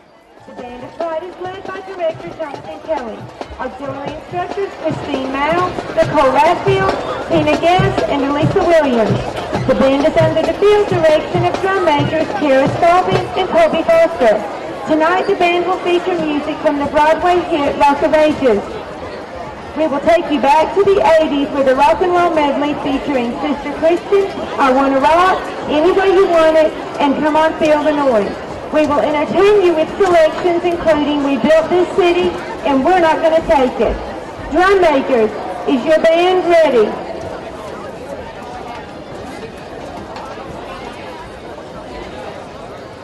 Ladies and gentlemen, sit back, relax, and enjoy A Rock of Ages.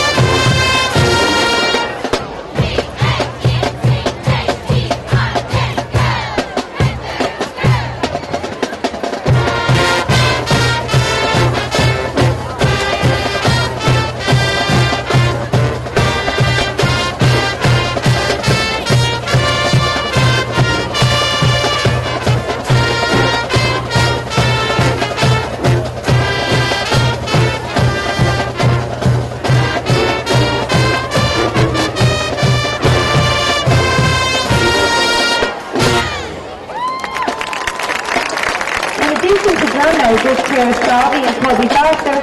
The band is also led by band captain Brandon Spivey. Color guard captains are Peyton Grady and Charisma Morris. Dance line captains Jessica Latfield and Haley Guest. And the major weight captain is Sarah Shelton. Ladies and gentlemen, your 2012 Panther Band of Pride.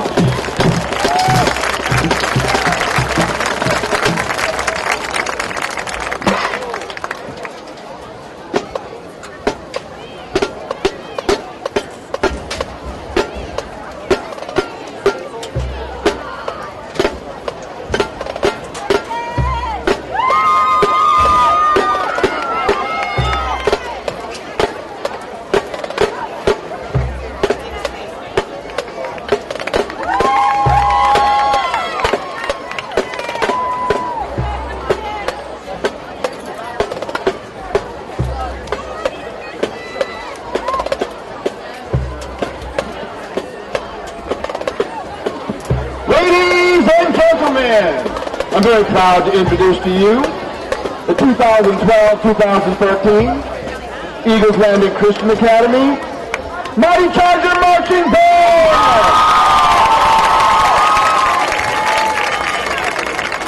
Ladies and gentlemen, this is your captain speaking.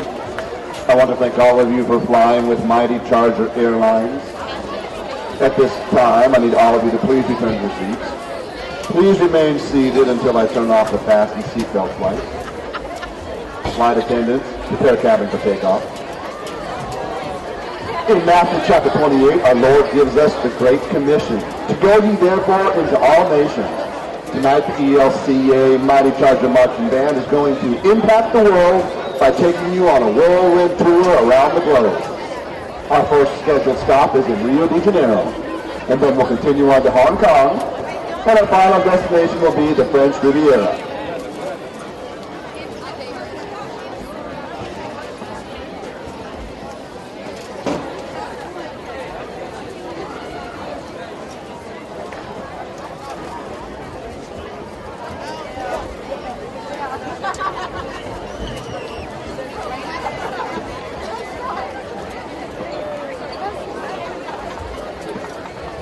Drum Major Ryan Tirado, is your band ready to take the field?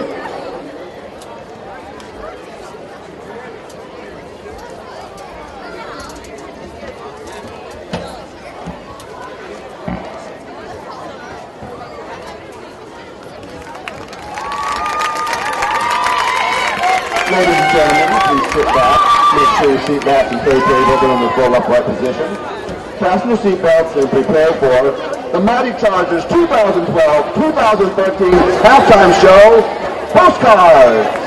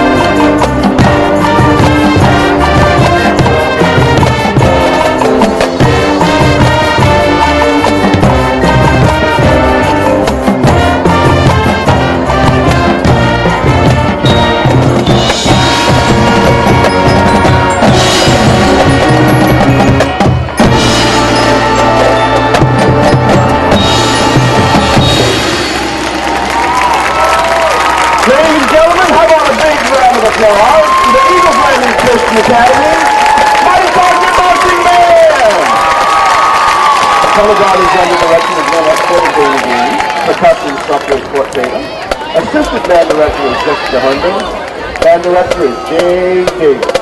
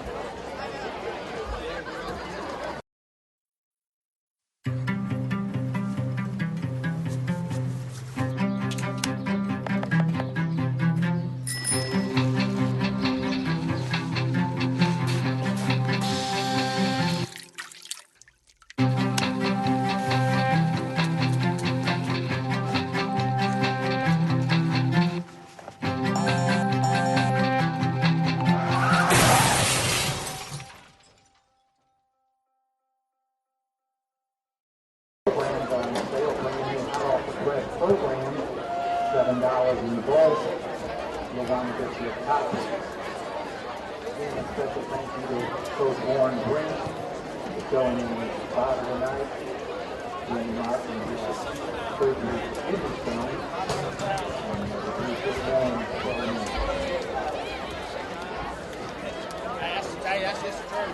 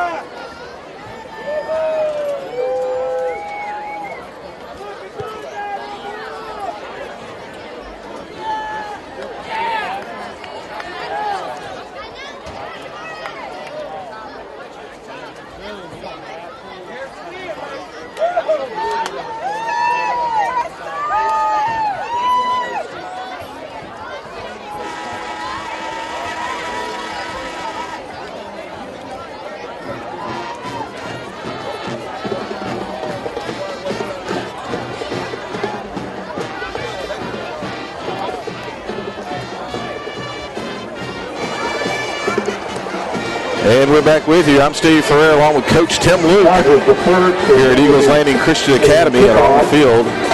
We're taking on the Clinch County Panthers. It is we're about to begin the start of the second half. Steve, it's 40-0.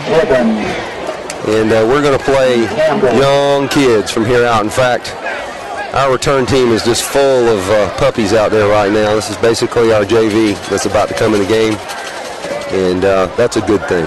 Just a quick update. Next week we'll be away at Hatfield Charter, and then on the 29th we start our region game, and that'll be an away game with Holy Innocents.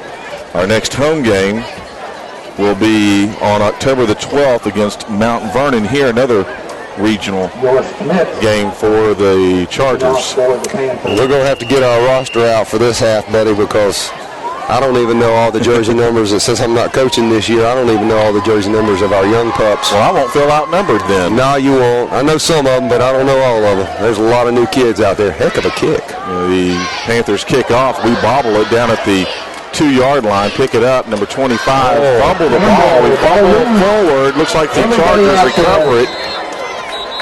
And that was Antoine Campbell, who just transferred into our school about a month ago. And he bobbled it down the 1-yard line. They recovered.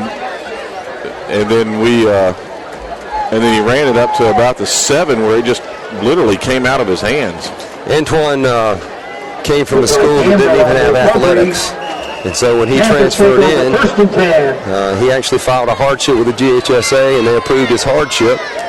And so he's eligible, and that was his first varsity action, bless his heart. Well, it's a tough break, but it only gets better from here then. Well, the truth of the matter is he's very young, but he's got a lot of talent, and he showed that last night in our JV win. We beat Wesleyan, mighty Wesleyan. We went up there last night with our JV and beat them 33-6. And Antoine actually was a very, very important integral part of that win. He played great. A penalty marker on the field by the referee. Steve, we were just talking to a Clinch County guy up here who's filming for Clinch, and he reminded me of a stat that I knew about but had forgotten. Back in 2004, when they won the state championship, they actually tied Hawkinsville in the state championship game, and back then there was no tiebreaker in the state championship game. If you tied, both teams got rings and were declared champions. And they tied Hawkinsville to the state championship, finished 13-1-1, and that team, just to let you know what kind of tradition we're talking about at Clinch County here. They're the Valdosta. They and Lincoln County is the Valdosta of single A, but Clinch isn't far behind. And Clinch set a national record that year in allowing only 114 rushing yards for the season. Wow. That's just crazy. 114 rushing yards. And that's a national record. That's the national record for all high schools and all classifications. It still stands. That is incredible. Back in 04. Mm-hmm. So this started with a penalty marker for a substitution violation. It was a 5-yard penalty, and that brought it back to about the 22.5-yard line. And that's where they've kept it. Now it's 3rd down.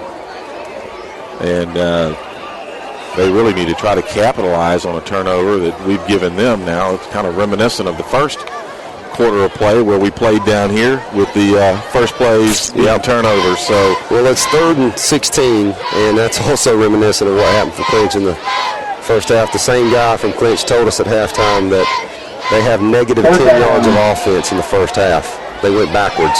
And they throw it down. It's caught down at the 2-yard line. Takes it almost in the end zone. Gets tackled at the 1-yard line. Wow, what a throw. Well, it's one of the hardest things in the world to do. Octavius Johnson just rolled to his left and threw a dart and hit the kid in the numbers. I believe it was number 7, who's Brandon Grady.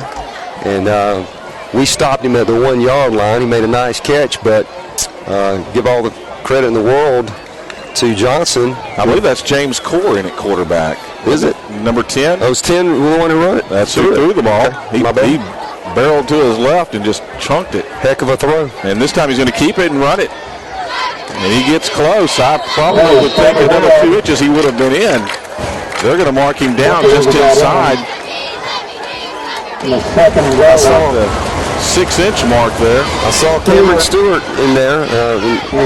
Now, I know he played running back in the first half, but he's playing linebacker in the second half, which is a JV position for him. He's a backer. So he'd probably be a 3rd-string backer for us, but he made a heck of a play there. Oh, wow. Nice job. Looked like Chase Burdett. They gave him the touchdown. And he did make a touchdown. That's the first score for the Panthers with 8:15 to play in the 3rd quarter. The Panthers finally get on the board. And good for them. I'm happy to see that. Hate to see anybody, especially a proud program like them, come up here and not have some positive come out of this. The kicker, attempting the extra point, is number 34. That's Juiced Smits. Juiced, I believe. Joost Smits. I'm wondering if that's not Yost. Maybe it is. I bet you that's Yost, because that sounds Juiced. It almost sounds Dutch or something. And Yost makes it through. Chargers 40. I'll go with you that way if you're wrong. That's fine. It sounds exotic, so let's do that. Yost. I like it. You're probably right. So the Panthers are on the board now with 8:15 to play in the 3rd quarter. They score 7. And the Chargers 40. We're going to run that same return team out there, our JV return team, and I give Coach Guess credit for entrusting Antoine to go back out there and get another opportunity to make amends here for his mistake. Again, he played great last night, and he just got his letter of approval to be eligible for varsity competition this week. And so that's exciting. And we're awaiting the approval of Jamal Tukes, who has transferred to our school, I believe, from Woodland, who's another receiver and a very talented receiver. He played JV last night and was a man among boys and just dominated Wesleyan. But his family has now moved, and he should be eligible, so we're excited about that. That's a big kick all the way down to the Ethan McKibben line. Ethan McKibben. He's at the 25, up to the 30, where he gets tackled on the tackle, number 8. Kelsaw. Ethan played wing for me a couple of years ago. About 3 years ago, played wing for me in 7th grade football. And I coached a team with my son on it, and Ethan actually was an older lighter who played down from 8th grade to 7th grade and was really our best weapon, to be honest with you. He's a very talented, very tenacious, scrappy kind of guy. 1st and 10 for the Chargers at the 25. Ball handed to number 9. A 3-yard gain on the play, finally tackled. Cam Merritt. Cam has just transferred into our school from a public school from Hampton. He actually, a few years ago, went to Strong Rock and is now at ELCA. And he's a true freshman, a 9th grader, and he's strong as an ox. I think he can squat 255 times as a freshman, and boy, he runs the jet well. This time the ball handed up the middle, about a 1-yard gain. We'll bring up 3rd and 6. Steve, I tell you what's really cool to see here is Jordan Long at quarterback. Jordan is he's a little guy, but he's got big talent, and he's the same skill set as Dalton Etheridge. That is, he's a guy who has a good arm and can throw it. In fact, you're going to be surprised when you see him release the ball. But he's got great feet. He can really run the ball. So it's fun seeing him out there getting this experience. Ball is fumbled by the backfield. He picked it up at about the 21-yard line and is tackled about the 20.5-yard line. That was just good hands, just trying to hang on to that one. A penalty marker is on the field at the 20. It'll be holding or illegal procedure. It is a procedure penalty. Yeah, it looks like personal foul. I don't know what they're calling personal foul for. Yeah, something that 15-yard against the Chargers, personal foul. Something that happened after the play. We piled on or something. Well, that'll take us back. Late hit. To the 10-yard line. It'll bring up 4th and impossible. This is the varsity punting team out here, which is the only way to go here. You don't risk anything here. I know it's a 40-7, but your punter's standing on the A in Chargers in the end zone, and you don't risk anything to get the ball out of there. Dillinger back to punt. Snap is good. Punt's away. Touchdown. Number 81 blocks it. Number 40 picks it up. Picks it up and runs it in. And returns it for a touchdown. Panther is the one that blocked the punt. You know, the unfortunate part about not having a replay up here is that you can't see exactly what happened on every play. Well, that was a missed block for sure. He was back there. Well, it's the scheme. It's the scheme. This is a spread punt. It's called the shield. And you got 3 guys back deep, and the whole intent is for early release for those linemen. You spread them out so that you blanket the field better so that they can get down faster. And really all they're supposed to do is reach out and redirect. That's a heck of an effort by our PAT block unit right there. We didn't get to it, but it was a lot of effort, and I love to see that. Coach, tell me why they decided to go for 3 on the first down. Go for, what do you mean? Oh, they scored. That's No, I was confused a minute. Yeah, that was just the extra point. But let me get back to the punt block. That formation is you either love it or you hate it. And to be honest with you, I was going to, if I had coached again this year in special teams, I was going to try the shield and see if I liked it. And Coach Guest decided to go ahead and go with it when he learned that I wasn't going to come back and coach. And its advantages are that you get multiple people into pursuit, into coverage lanes very early, because all the job of the front line guys is to redirect their men just by a simple push, and they're to get into their lanes immediately.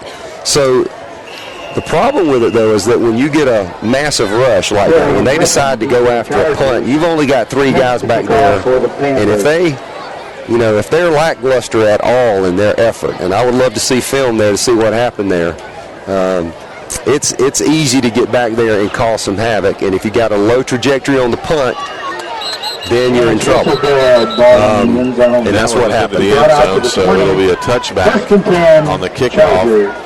So the Panthers quickly get back into this thing. Yeah, and kind of interesting here. You know, this is hard to. What do? You're in that territory of, okay, we've just given up 2 touchdowns now. We don't want to give a program like Clinch County any momentum, so Coach Guess has sent the varsity back out there. And the JV clearly were overmatched. East takes it down the right side, up to the 21.5-yard line. Brings up second and a long 8. Bryant. Yeah, that was a quick 14 points for the Panthers. And that's, you know, you want to be able to put your JV out there and just play the rest of the game, but here's the truth. I mean, yeah, Clinch is young, but Clinch is Clinch, and they still have a lot of really exceptional athletes on that field. They are going to be faster than our JV. They're going to be stronger than our JV. And I know Coach Guess, he gets a little nervous, and it doesn't take long to get nervous when somebody puts up 14 points in a jiffy, and that's what's happened here. And so I think he's just trying to get a little breathing room. It wouldn't surprise me at all if we work the ball down the field and we go right back to the JV. And we get tackled just about 2 yards into that run. However, Steve, here's the danger. And this is where it gets tough in situations like this. You've pulled your varsity, you put your JV out there, you're trying to be good sports. You don't want to run the score up on anybody or even be perceived as running the score up on anybody. And bam, bam, you get, you know, 2 huge mistakes by your team, and now they've scored twice. And the entire second half has been played inside our 25-yard line, basically. And now you run your varsity back out there, but guess what? They've just sat for an entire halftime and half of a quarter. And so they're not going to be sharp either. Ethers tosses it out to his number 1 receiver. So what do you do when you're not sharp and you're struggling to do anything? You go to Davis Karate. That's what you do. Up to the 36-yard line. Brings up a Charger first down. Be first and 10 there at the 36. Chargers have looked good all night. Just a few mistakes.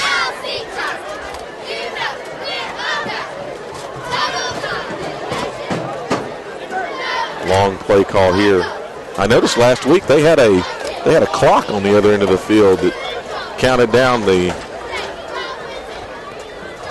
Yeah, Briarwood had a play clock, and to be honest with you, I wish we would get a play clock because it's very helpful for your offense and for your coaching staff. And you know, schools with a little bit of money will have one on each end of the field, and so that either direction you're going, you get to see the play clock. It's very helpful. And they did. That's a half-a-yard gain. Brings up second down and 9. We're taking our time here calling plays in. Well, we're taking our time. We're trying to eat some clock here and get out of this game.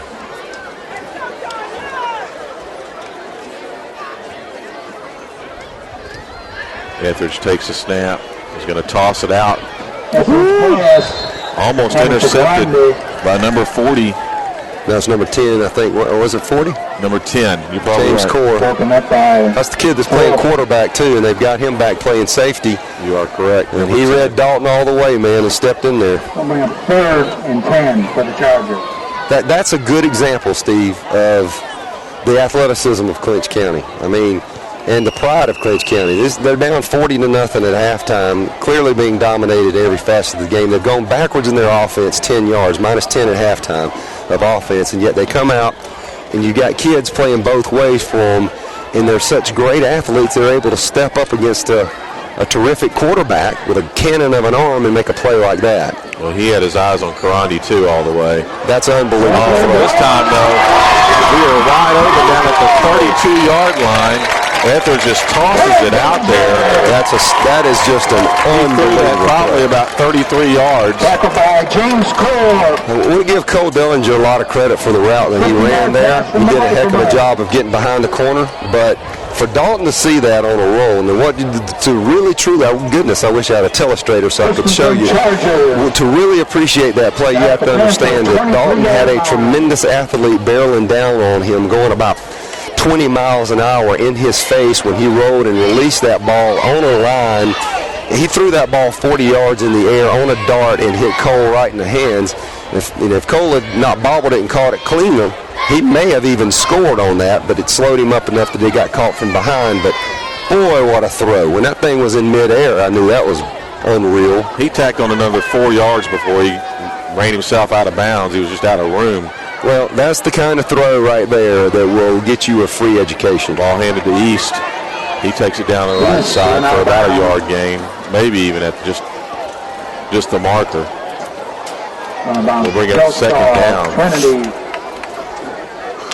You know, give Clinch all the credit in the world for coming out here, and Coach Dickerson and his staff for rallying those guys at halftime and reminding them of who they are and who they are to their community and what they have done historically and the pride of the Clinch County Panthers. And they have come out and been very tenacious, and they've had a lot more fire in their belly this third quarter than they did in the first half. They're making even our varsity work now. Well, that's the end of the third quarter with the Chargers 40 and the Panthers 14. We'll play our final quarter here in just a minute. Folks, I want to remind you that we here at ELCA Vision appreciate your viewership. Appreciate you looking in at us. Thank you for watching our sports activities here. We'd like to have you on board as a sponsor. If you have a small business, know a small business, are a small business, want to be a small business, or if you're a big business, we'd love to have you on board. It's just $150. We'll give you that discounted rate, and we'll make a spot for you. Officer Mike is in charge of that. He'll work with you to get you a great spot here on ELCA Vision. And we'll not only show it here at our football games, but any of our games that we play, any of our activities, any of our sports activities that we're going to show this year on ELCA Vision, your spot will be shown in all the events. So if you'd like to participate with us and help us here at Eagles Landing Christian Academy and our ELCA Vision, we'd love to have you on board. And you can contact Officer Mike. His name is Mike Harrelson. He's here at the school every day, Monday through Friday, and probably Saturday and Sunday. Matter of fact, I think he lives here somewhere. Seems like he does. I know one thing. You won't find a bigger servant's heart in this world than Mike Harrelson. He is a joy to work with and just an all-around great guy. And does a fantastic job teaching these kids audio-visual at the school. So now we're playing west to east. Second down, 9 for the Chargers. Great job, great call, great run. Up to the 15-yard line. That's done. That's Mr. Holly again. And stopped by Lacey for the Panthers. You know, that play, Andreas Holly there, it almost made it look like a draw play. It's really not supposed to be that slow developing, I don't think, but turned into a draw play, and it worked because they're really being aggressive and trying to get upfield so much now. 3 yards to go for a first down. It's third down, and Holly takes it again from Etheridge. Just across the yardstick. So it's a first down. The ball placed at the 11-yard line will be first and 10 for the Chargers. Seeing a lot of good sportsmanship out there, man. It does your heart good to see these kids. And I'm telling you, the relationship, the appreciation of these two programs for each other has been just a sight to see. And when we got together and we fed them this afternoon, and then right before I spoke to them, Coach Dickerson, their coach, asked everybody on his team to get up, and he actually broke it down by number. He said, if you're a lineman, if you're 50, your jersey number's 50 and above, I want you to go over there and mix up with ELCA. And ELCA, if your jersey number's below 50, you come over here and mix it up with our guys. And so they all divided up, and we sat together. It was awesome. Holly takes it up the middle. This time he runs it all the way in, 11 yards up the middle for a Charger touchdown. Nobody stopped him on that play. He just bullied his way right in. He was hit a couple of times, but nothing serious.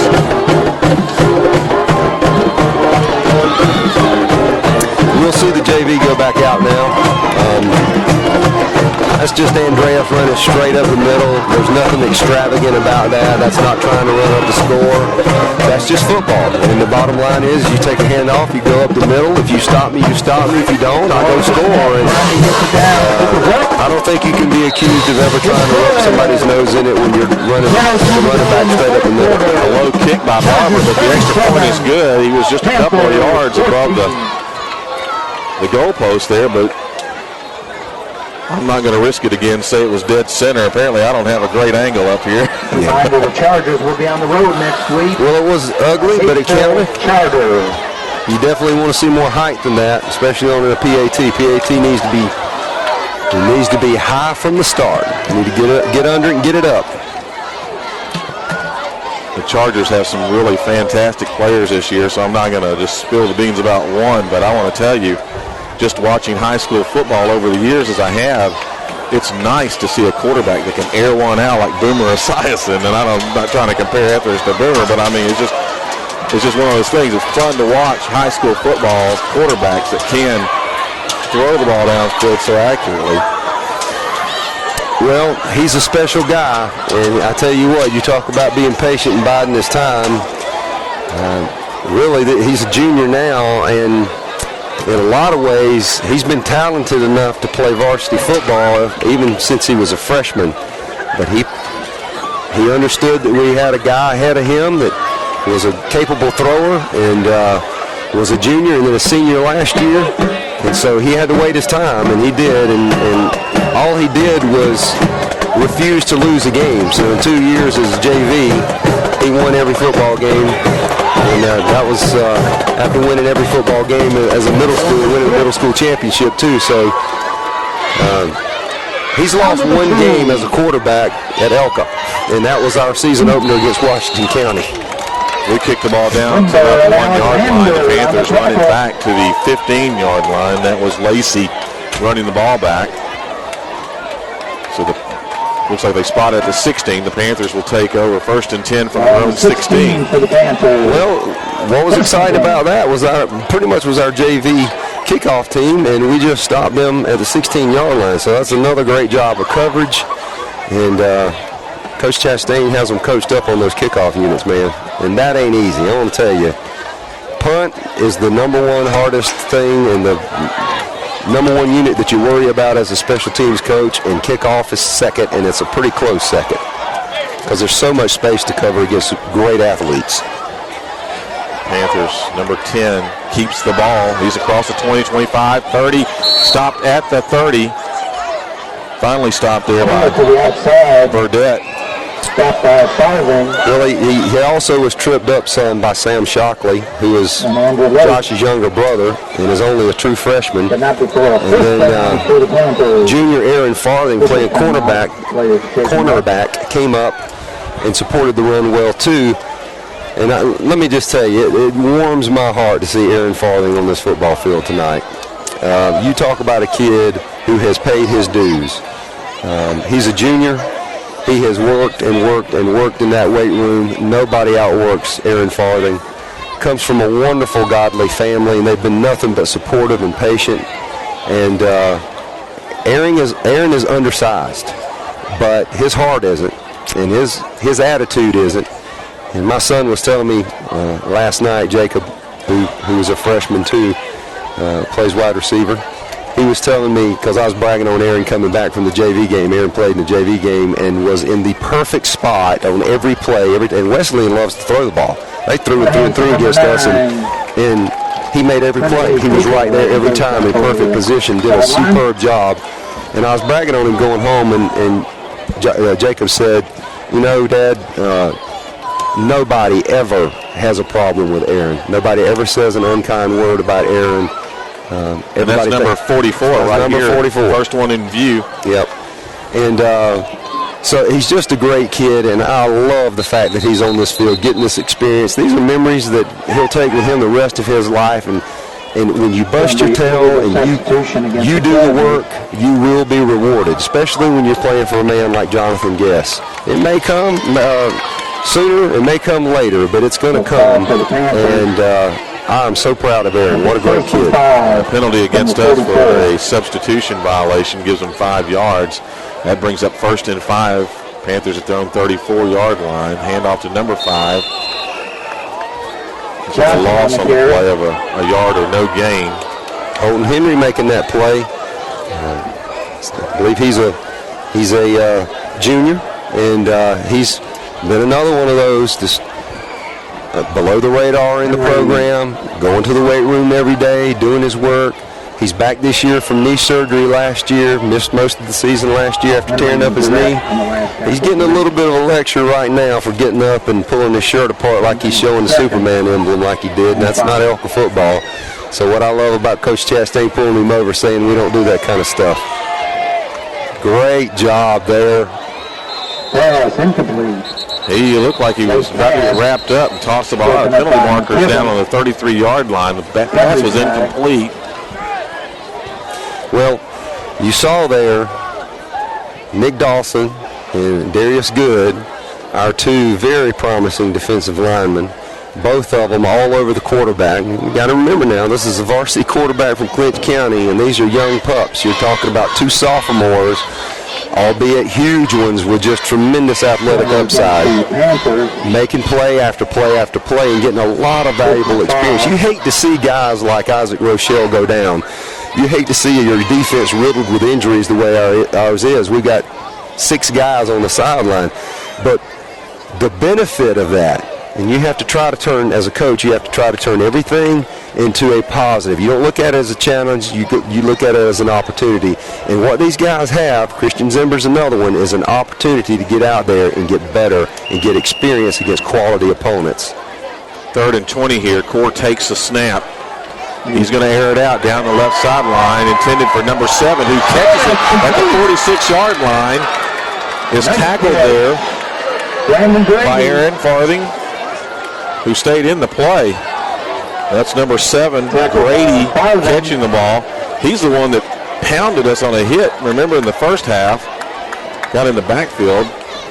You know, you can dissect things to death and try to point fingers and ascribe blame, but sometimes it just comes down to the fact that a good quarterback makes a heck of a throw to a good wide receiver who makes a heck of a catch. And Farthing got up as high as he could to try to get the ball out of the air. Just wasn't enough. The ball was really thrown well. Yep, you give credit where credit's due. You can't throw a ball any better than that, and the kid came down with it. Now, love to see Aaron backpedal and getting this turn a little bit quicker and keep that in front of him, but you're talking about a learning experience here. Core takes it and throws it again down to the 26-yard line to number 8. That's complete to Kelsaw. He gets another 5 yards on the play. Kicks it finally, I guess, taken out of bounds down at the 19-yard line. That was another good throw by Core. It'll be 1st and 10 for the Panthers at the 19.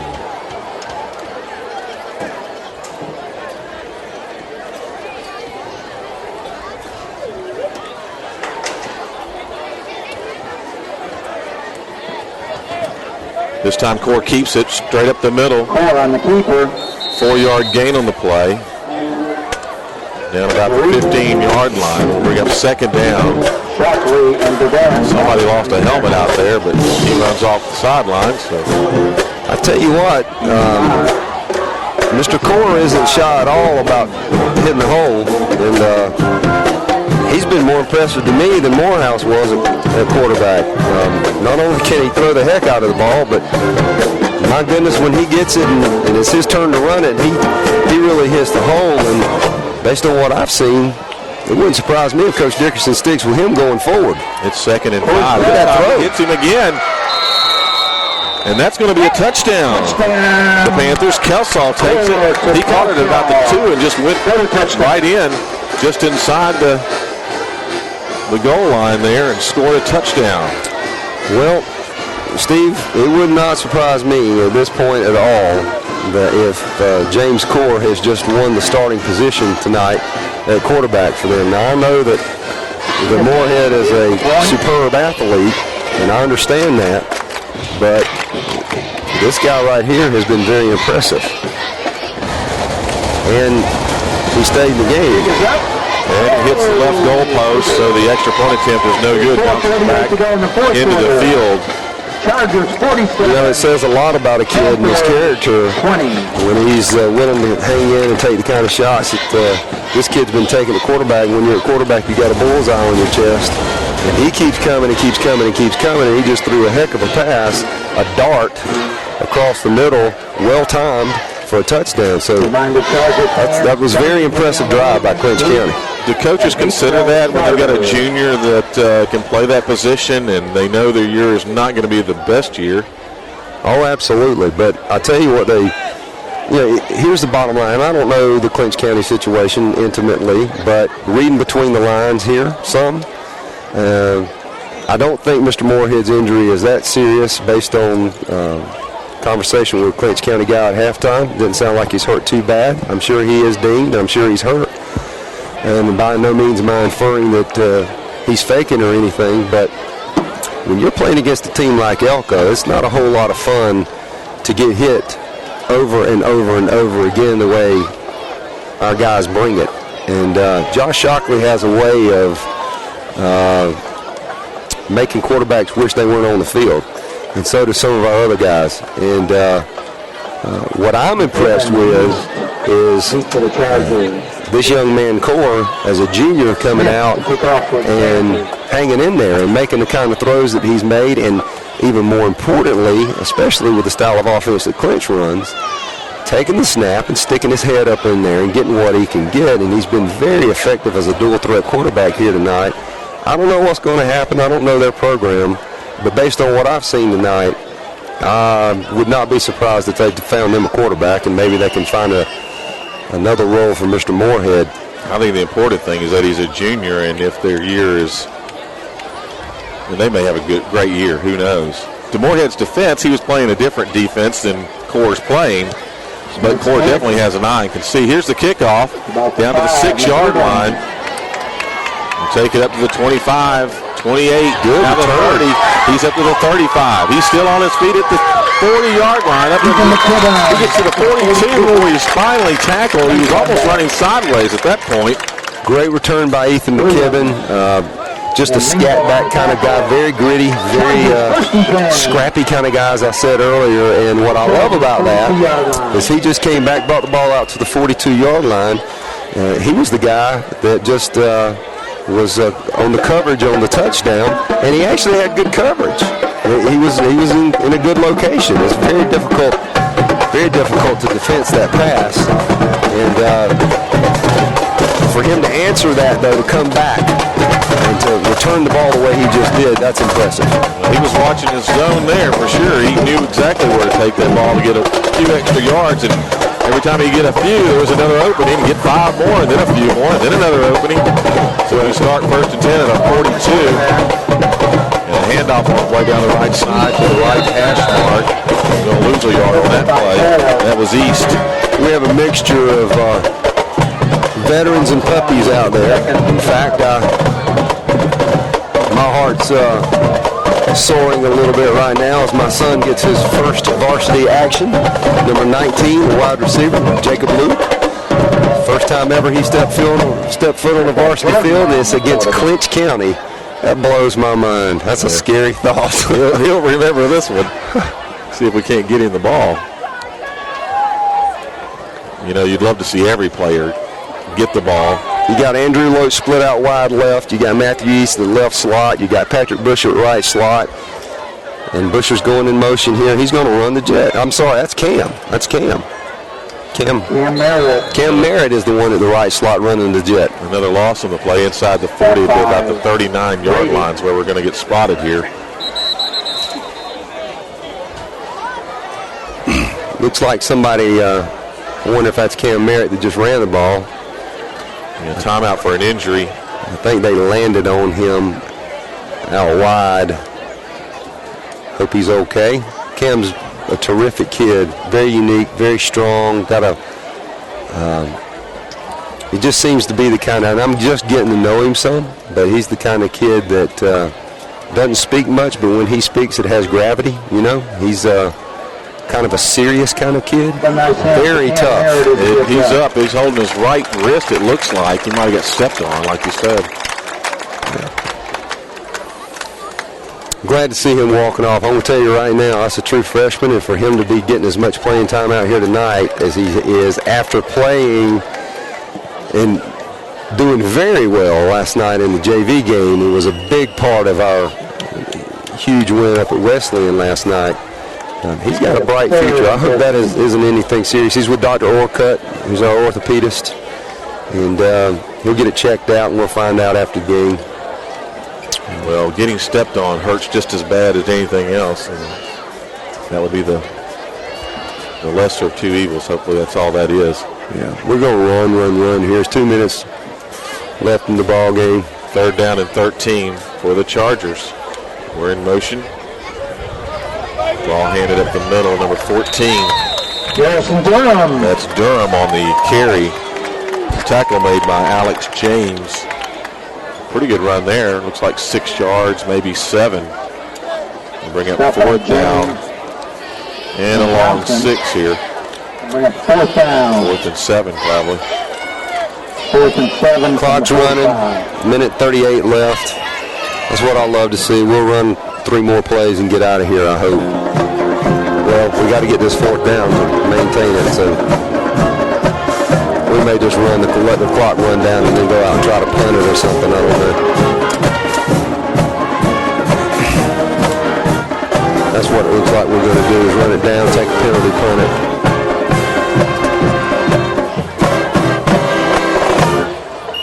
How far is Clinch County from here? Well, you go to the end of the earth and take a left. Is that far? Yeah. It's a good somewhere between 4.5 hours from here. Straight down I-75. Homerville is probably about 25 miles east of Valdosta. And it is truly out in the sticks. It's just below the Okefenokee Swamp. In fact, when you hear of the swamp fires in South Georgia, it's almost always near or in Clinch County. There's something always burning down there. Qualify that time. That's if you don't hit anything. That's a long way. Yeah, that's if you don't.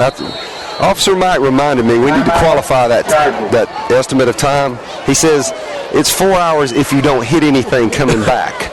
What he means there is that 2 years ago on the way back from that heartbreaking loss, we're riding in the cruiser. I'm riding with Mike, and he actually had a Henry County Sheriff's deputy car that night. He was in Brown that night in his deputy's uniform driving back, and we're boogieing home, and man, all of a sudden in the middle of I-75 is a piece of one of those chrome toolboxes off the back of somebody's pickup truck. Oh no. And it, to his credit, he didn't go crazy and slam on the brakes and try to, we just had to hit it. Well, it got all up in our radiator, damaged us, and we had to sit on the side of the road on an exit for I don't know how long, or wait till our buses caught up, and they pulled over, and everybody got out. But he and his dad had to sit in that cruiser for the rest of the night and turn it in the next morning, get it hauled, towed back to Henry County. Draws a crowd. There's a flag on the play. I didn't see it. I was looking at Officer Mike's expression. How much did that county car cost you? $2,500. That's an expensive toolbox. Little self-indulgent moment here. We just quick kicked it with Dalton Etheridge quick kicking, which I love to see. But on the tackle was number 19, Jacob Luke. That was pretty cool. Proud dad. Got a 2-10 when you can. That's good. So he got his first play then against Clinch County, not just his first play time. That's right. I thought you were going to tell me you hit a deer, and I was going to ask what did it taste like. But I tell you what, he did a good job of nursing that thing. We actually had to go a ways before we found an exit to get off of. And we had to go, stop, let it cool down, go, stop. It was not fun. And it was freezing. Core takes it out to his right, and he keeps it, he runs it upfield, 8 yards. Alex Jarreed on the tackle, heck of a job of pursuit across the formation on the other side of the field, making the tackle after Darius Good did a heck of a job of pursuing it. And that's going to be the end of the game right there. The Chargers 47, the Panthers 20. Next week we'll be away. Hapeville Charter. Hapeville Charter. Another team that's young and new school, and we'll see you there, man. All right, we appreciate you tuning in tonight. Hope you enjoyed the game, and we'll see you next time.